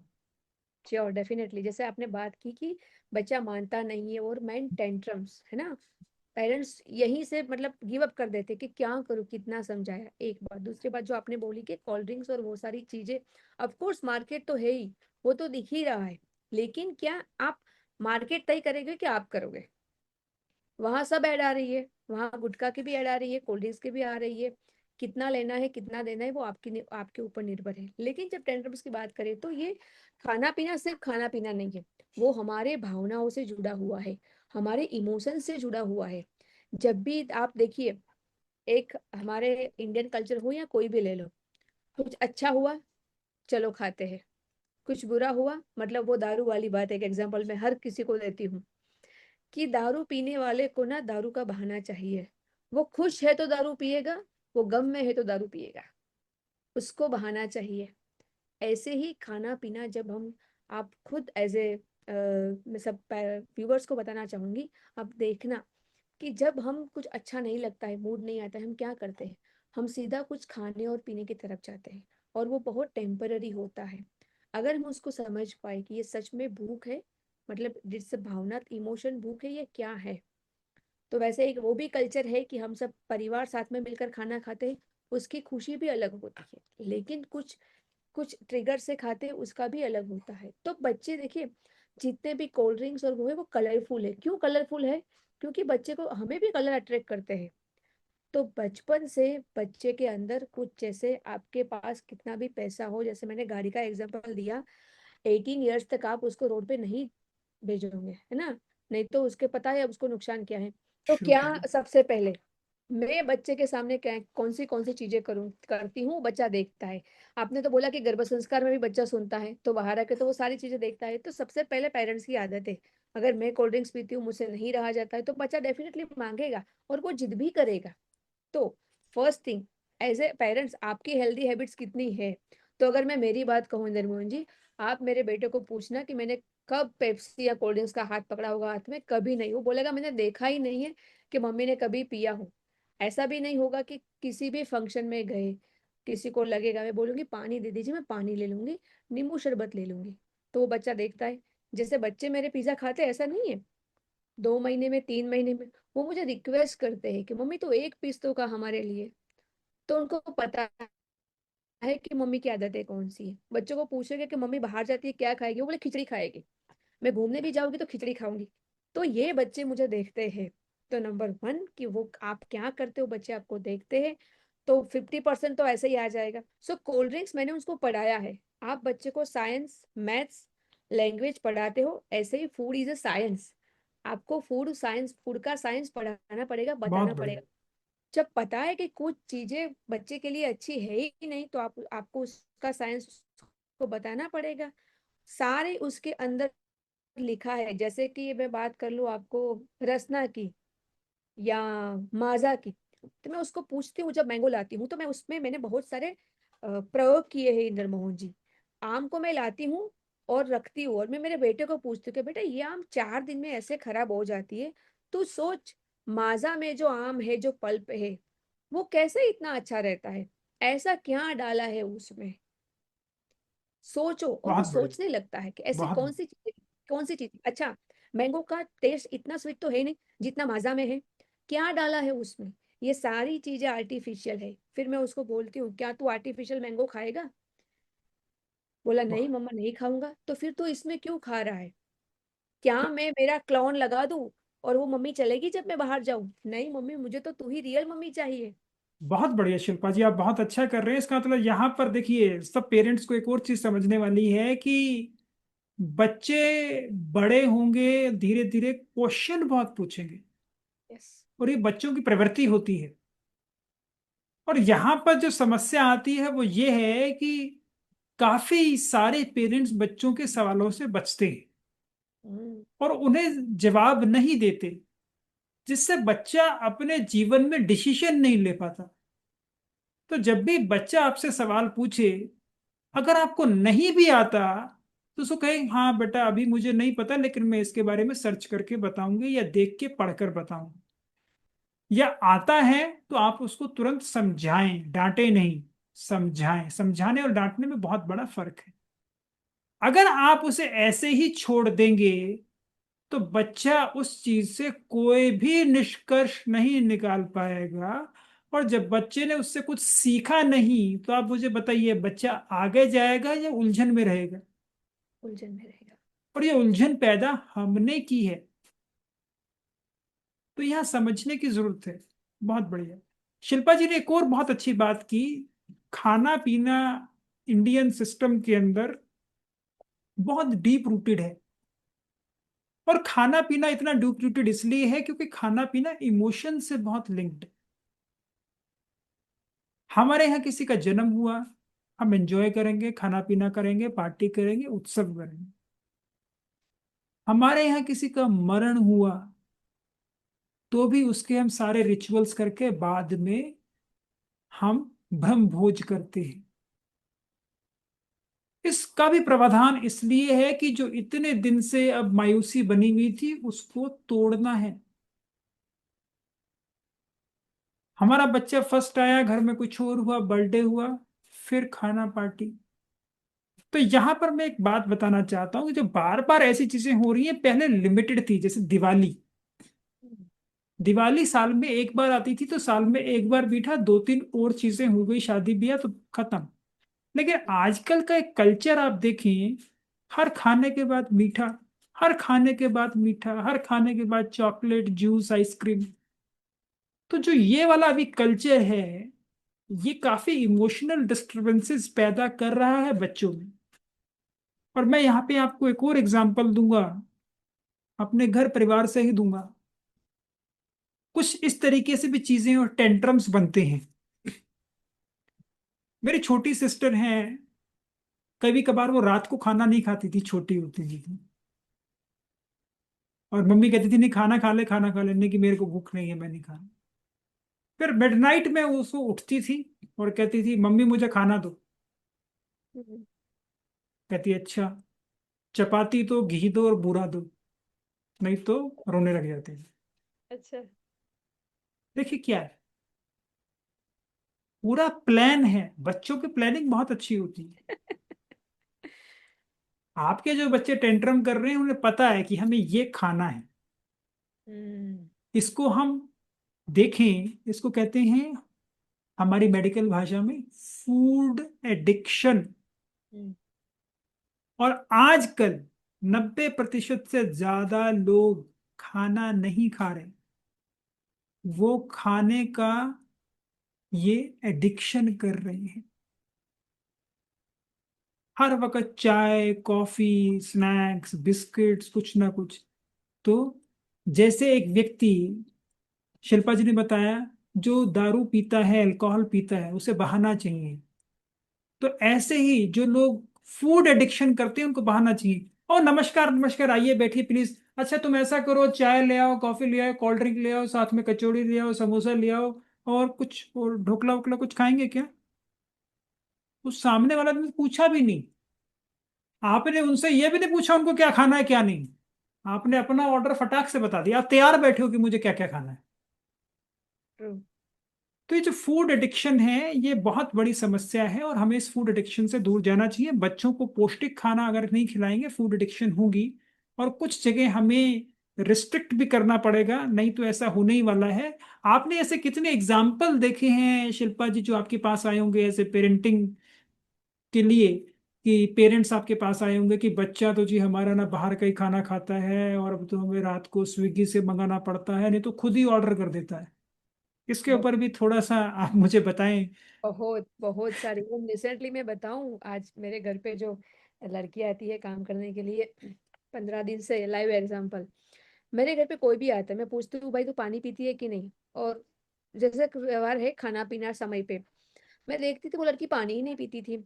बोले मैं घर पे ही जाके पानी पीऊंगी। 3 दिन से वो उसको एडमिट किया है, बॉटलें चढ़ रही है। कल आके बोली डॉक्टर ने बोला है पानी ज्यादा पिया करो, पानी कम पीती हो। मैंने बोला बहन मैं तुझे 15 दिन से बोल रही हूँ, 3 बार याद करा रही हूँ। तो आजकल के बच्चे। अच्छा, और एक लड़का बोले मुझे भूख ही नहीं लगती है। फिर क्या करेगा, वही जाके क्या कहेगा, वड़ा पाव ही खाएगा। मैं बोलता हूँ कि खाना तैयार है, नहीं मैं तो वड़ा पाव खा लेगा, मेरा पेट भर जाता है। अच्छा, आदत है की बात की, सोते कितने बजे, रात को 2 बजे। ऑफ कोर्स आप जगोगे तो भूख तो लगेगी, आप क्या खाओगे, स्विगी और जोमेटो करूंगी। मम्मी वाली तो कोई अभी होटल आई नहीं कि जो मम्मी गरम गरम खिचड़ी बना कर दे। तो ये चीजें तो है ही इंदर मोहन जी आजकल के कल्चर। और उनको एक पीयर प्रेशर है, अगर वो कुछ बाहर का नहीं खाते हैं ना तो उनको लगता है कि यार हम तो देसी जिंदगी जी रहे हैं। वो भी एक पीयर प्रेशर है। अगर आपने डोमिनोज में पिज्जा नहीं खाता हो मतलब आप तो आउट गोइंग हो, आपको नहीं पता चलता है क्या चीजें चल रही है। अच्छा, आप स्विगी जोमेटो ऐप यूज नहीं करते हो, आपको पता नहीं है स्विगी जोमेटो। अरे बाप रे, कहाँ रहते हो आप तो गांव के हो, आप सिटी में नहीं रहते हो, अगर आपको स्विगी जोमेटो पता नहीं है तो। शिल्पा जी, आपने बहुत बहुत इंपॉर्टेंट बात एक और यहाँ पे की, और यहाँ पे दर्शकों को ये जानने की जरूरत है, और कृपया हम सबका मार्गदर्शन करें। Peer pressure. बच्चा स्कूल में जाएगा, ये अपने समाज में खेलेगा, चाहे 2 साल का हो चाहे 10 साल का हो, चाहे इवन 1 साल का ही हो। आप सबने देखा होगा, जब 1 साल का ही बच्चा है, उसके पास एक खिलौना है, दूसरे बच्चे को नहीं देगा, और दूसरे के पास जो है वो उसे चाहिए। तो ये एक ह्यूमन बिहेवियर है कि हाँ, उसे जरूर नई चीजें पसंद आती हैं और उसे वो चाहिए। लेकिन बच्चों को कैसे समझाएं और इस पीयर प्रेशर को कैसे हैंडल करें पेरेंट्स, इसके बारे में कृपया मार्गदर्शन करें, क्योंकि बहुत ही ज्यादा जरूरी है। हर माँ बाप की ये समस्या है कि बच्चा घर पे आके कहता है मेरे दोस्त के पास ऐसी पेंसिल थी, ऐसा रबड़ था, ऐसा ज्योमेट्री बॉक्स था, ऐसे जूते हैं, ऐसा खाना पीना है, या उसने पिज्जा खिलाया मैं भी खाऊंगा। तो कृपया हमारा मार्गदर्शन करें, बहुत ही इंपॉर्टेंट सवाल है ये। पीयर प्रेशर का बहुत सिंपल, क्योंकि ये सबसे पहले आता है कंपैरिजन से। जब पेरेंट्स कंपेयर करते हैं अपने खुद के देखा कितना मार्क्स लाया वो और तू, शुरुआत नंबर 1। तो बच्चा भी बोलेगा कि देखो ये लाया था। Number 2, contribution. जब हम हमारे बच्चे को कंट्रीब्यूशन नहीं सिखाते हैं, वो नहीं सीखता है कि मेरे पास जो है वो अगर ज्यादा है तो मुझे उसको बांटना चाहिए। तो मेरा लाइव एग्जांपल दूं, जैसे मेरा बेटा भी कभी कभी बोलता है, जैसे मैंने फिक्स किया है लंच में उसको चाहिए फ्रूट्स या सब्जी रोटी या हेल्दी नाश्ता। वीक में एक बार वो जब मांगता है तो भी मैं देखती हूँ कि उसका स्वास्थ्य कैसा है, उसने कैसा खाया। तो ले फिर वो बोलता है कि मम्मी वो ना जो चिंटू है ना वो इतना अच्छा लगता है, उसकी मम्मी तो सैंडविच को देती है। मैंने बोला बेटा उसकी मम्मी और तुम्हारी मम्मी एक है। बोले नहीं, अलग अलग है ना। तो बस बेटा चिंटू भी अलग है, तुम ही अलग हो। अच्छा, उसकी मम्मी जो कर रही है तुम कर रही हो।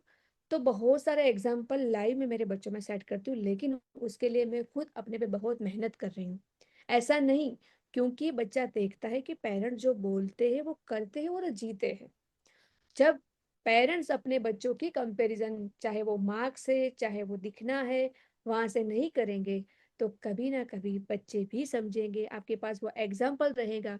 जैसे बर्थडे सेलिब्रेशन में बोलूं इंद्रजीत जी, कि हर लोग केक लाते हैं। पिछले 5 सालों से मेरे दोनों बच्चों में मैं केक नहीं लाती हूँ, और मैं बताती हूँ कि हमारे कल्चर में केक काटा नहीं जाता। हमारे यहाँ प्रसाद होता है, मेरी मम्मी कंसार बनाती थी, सुखड़ी बनाती थी। तो बहुत सारे कल्चर रिचुअल्स जो मुझे मेरे पेरेंट्स से दिए उसके बहुत बड़े बेनिफिट्स हैं, और कहीं ना कहीं हम वो भूलते जाते हैं। और फिर हम बोलते हैं कि बच्चे मानते ही नहीं, बच्चे बाद में। आप मानते हो क्या? अगर आप मक्कम हो तो बच्चे डेफिनेटली मानेंगे, क्योंकि जो चीज कहीं ना कहीं आई है वो भी। अच्छा, सोसाइटी क्या है? सोसाइटी आप और मैं ही है। समाज क्या है? आप और मैं ही हूँ। हर जगह है कौन? हर जगह है तो कोई इंसान ही। तो शुरुआत वो मुझे करनी पड़ेगी। तो मैं वो करती हूँ, नो डाउट। 2 साल मैंने पूरा साल सुना है कि हर लोग केक लाते हैं, मम्मी बलून्स लाते हैं, तू ये नहीं लाती हूँ। मैं एक ही बात बोलती हूँ, हर बच्चा यूनिक है। तुम अलग हो और मैं अलग हूँ, और हम लोग अलग है तो अलग तरीके से बात नहीं करेंगे, अलग तरीके से जिएंगे। और वो समझता है और वो स्वीकारता भी है। तो इसका मतलब ये हुआ कि ठीक है, कंपैरिजन तो करना ही नहीं चाहिए। दूसरा एक और बात आई कि बच्चे कंट्रीब्यूशन। क्वेश्चन तो पूछेंगे पूछेंगे, तो उनको एक्सप्लेन करना है। लॉजिकल रीजनिंग जब तक नहीं देंगे, बच्चों को नहीं समझाएंगे तो मानेंगे नहीं। कंट्रीब्यूशन तो वैसे ही जीवन का बहुत बड़ा आयाम है, वो तो चाहिए ही चाहिए। तो ये लगातार हमें करनी पड़ेगी। और एक यहाँ पे मैं रोकती हूँ कि आपने बहुत अच्छा किया है कि उनको मैं हर चीज लॉजिकली, साइंटिफिकली और प्रैक्टिकली समझाती हूँ। साथ में जैसे कि अभी रिसेंटली स्कूल में हुआ था, मैं जब भी डिब्बा भरती हूँ ना मेरे दोनों बच्चों का, मैं क्या बोलती हूँ इंद्रजीत, वो बोलता है कि थोड़ा कम भर। मैंने बोला लेकर जा, कोई बच्चा अगर नहीं लेकर आए हो तो देना, टीचर को भी खिलाना। ठीक है, ये हर रोज का मेरा रहता है दोनों बच्चों को। लेकिन अभी पिछले दिन कंप्लेन आई थी कि भाई हुआ था ऐसा कि मैंने उसको कुछ दिया था तो मेरे बच्चे ने डिब्बे में से लिया और कंप्लेन की। तो मैंने फिर उसको टीचर को जाकर मैं मिली थी कि हमारा जो भारतीय समाज है वो विविधता का है ना। कभी कुछ मेरे बेटे को मैंने अच्छा दे दिया, कितने बच्चे ऐसे बोलते हैं कि मम्मी तू जो ढोकला बनाती है ना तो डब्बा ज्यादा भरना, सबको अच्छा लगता है। तो ये सारी चीजें, ये जो कल्चर, लेकिन आज कहीं ना कहीं डर भी है कि कुछ हो जाएगा, और वो डर से भी हम बड़ा करते हैं, न चाहते हुए भी हम उनके अंदर डर रोकते हैं। तो बिल्कुल। वो सारी चीजें घर से होती है।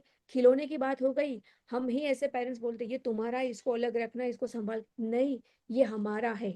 आप कैसे बात करते हो हर चीज में आपकी और हमारी, जब वो एक से लेकर होल हो जाएगा ना, जब ये पूरी सृष्टि मेरी है, पूरा समाज मेरा है, तो जैसे माइंडसेट, जैसे आपकी रोज बरोज की बातचीत होती है वो बच्चा सुनता है। मैं मेरे घर पे आई हुई काम वाली बाई के साथ कैसे व्यवहार करती हूँ, जो ठीक कचरा बात। लेने आती है वो कैसे व्यवहार करती हूँ, मैं कैसे बुलाती हूँ उनको। जैसे पहले मेरा जो एक था सामने वाला, कचरे वाली बाई आ गई, मैं बोली कचरे वाली बाई नहीं, उनका नाम है नैना बहन, रिस्पेक्ट करो। ठीक बात। और मैं उसको प्रैक्टिकली बोलती हूँ, कितना पैसा मैं दूंगी तू सबके कचरा कचरा बांटेगा, बोले नहीं मम्मा, रिस्पेक्ट, वो जो काम कर रहा है ना, हम लोग चाहते हुए भी नहीं कर पाएंगे। ठीक बात। सो हर हर हर किसी को, तो ये बहुत छोटी छोटी वैल्यूज होती है जो हम अपने बच्चों को देते हैं और जीते हैं। बिल्कुल। तो यहीं पर जो एक और सवाल काफी लोग करते हैं मुझसे भी, और मैं आपसे भी उसके ऊपर व्यूज चाहूंगा कि जैसे लोग कहते हैं कि हमारे बच्चे स्नैक्स और बाहर की चीजें बहुत खाना पसंद करते हैं। तो मैं तो खैर उसके बड़े डिटेल्ड एनालिसिस के अंदर जाता हूँ, और मैं ढूंढता भी हूँ और बताता भी हूँ। लेकिन क्या हमारा समाज, हमारा स्कूल हमें विवश नहीं करता स्नैक्स खाने के लिए? क्या आज के स्कूल के अंदर ऐसे स्पेसिफिक आपको 4-5 डब्बे नहीं लाने? एक लंच का डब्बा दो, एक फ्रूट का डब्बा दो, एक इसका डब्बा दो, एक उसका डब्बा दो। पहली बात, बच्चा 4-5 घंटे के लिए स्कूल जा रहा है, क्या इतना खाने की जरूरत है? हम बिल्कुल नहीं। बच्चों को बहुत ज्यादा खिला रही हैं, मुझे ऐसा लगता है। ट्रू। अच्छा, स्कूल में एक दिन कैंटीन डे भी होता है। उस दिन बच्चे के पास ऑप्शन है। मुझे बताओ, जब हमको ऑप्शन दी जाएगी और ऐसी ऑप्शन दी जाएगी तो हम क्या सेलेक्ट करेंगे? या तो हमारे जो कैंटीन डे है उसके अंदर जो चीजें बन रही हैं उसके अंदर उसको भी निर्धारित किया जाए कि वो अच्छी हैं और हेल्दी हैं। ज्यादातर कैंटीन डेज में फ्राइड चीजें मिलती हैं, छोले भटूरे, पाव भाजी, पूरी सब्जी। क्योंकि जब कैंटीन डे है और कैंटीन में कोई चीजें बननी है तो उसको बनाने में समय तो लगता ही है। या सिंपलिसिटी की राजमा राइस, छोले राइस। ठीक है, मैं ये नहीं कह रहा कि छोले राइस, राजमा राइस इनमें प्रॉब्लम है। देखिए, समझने की जरूरत है।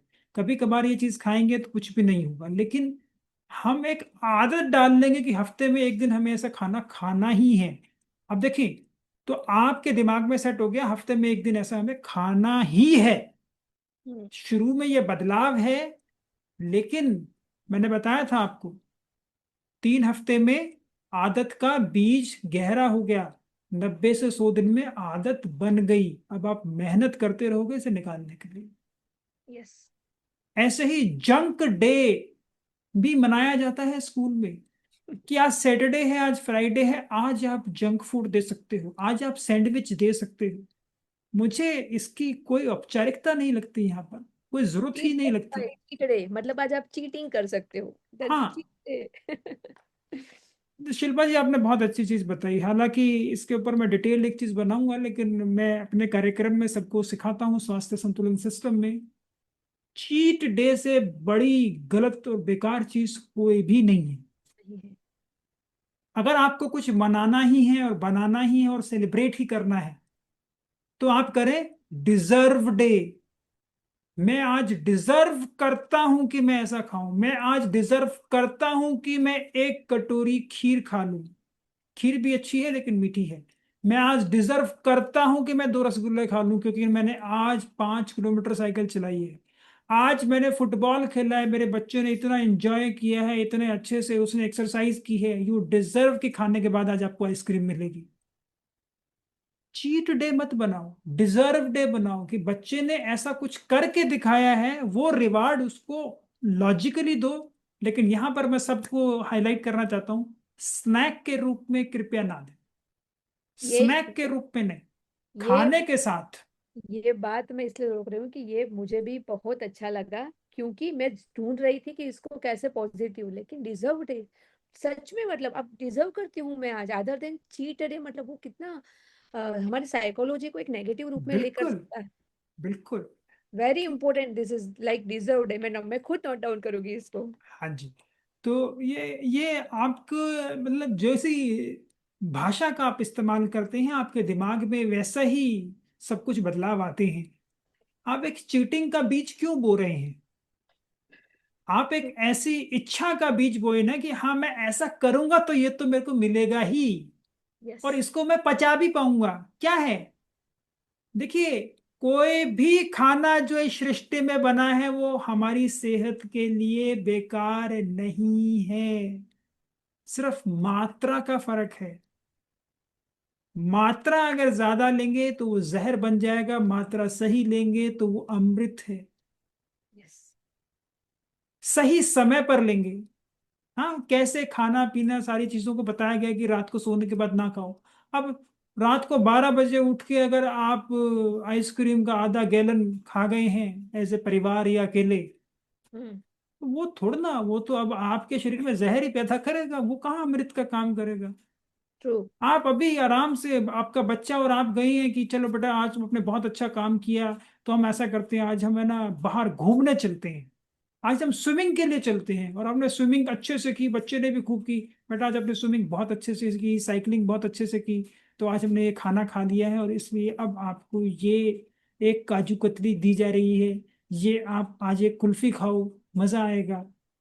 चॉइसेस थोड़ा वेरिएट कर सकते हैं आप। या आज हमने घर में आपके लिए चूरमा बनाया है या खीर बनाई है या हलवा बनाया है जिसके अंदर हमने नट्स भी डाले हैं। तो मिठाई और बाहर की चीजों पे ना जाके ऐसी चीजों को इंक्लूड करके। रिवॉर्ड की रिवॉर्ड की सिस्टम को बदल, आप बात कर रहे हो कि हाँ, रिवॉर्ड अवार्ड अलग से दिया जाए। आपने ये बहुत अच्छी बात की स्कूल वाली, कैंटीन वाली, हालांकि अभी पेपर में भी आया था, सरकार ने, क्योंकि हर जगह पर कैंटीन तो होता है, और आपने बताया कि वहाँ हेल्दी चीजें नहीं होती, मोस्टली समोसा सैंडविच, और वो भी फ्रोजन रहता है। और बच्चे जिद करते हैं, जैसे आपने बहुत अच्छा शब्द यूज किया, विवश करते हैं। और बच्चे का माइंड वैसे भी होता हो, तो वो सच में विवश हो जाते हैं। तो मुझे लगता है कि स्कूल को ना पेरेंट्स से मिलकर कुछ तय करना चाहिए, न कि ऐसे ही कुछ कैंटीन, और वहां पे हेल्दी ऑप्शन रखने चाहिए। जैसे अगर मुझे पूछे तो मैं बोलूँ कि फ्रूट्स रखिए, सलाद रखिए, वेजिटेबल्स रखिए, है ना, बहुत सारे ऑप्शन है आप। नहीं बिल्कुल, देखिए बच्चा एक जब बढ़ रहा है और सीख रहा है, बच्चा देख के ही सीखता है। यस। तो जब बच्चे को हम सिखाएंगे ऐसा, तो फिर बच्चे से हम व्यवहार अलग कैसे एक्सपेक्ट कर सकते हैं? हम तो सिखा तो ये रही हैं और एक्सपेक्ट कुछ और कर रही हैं, तो बड़ी ही गलत चीज हो जाएगी।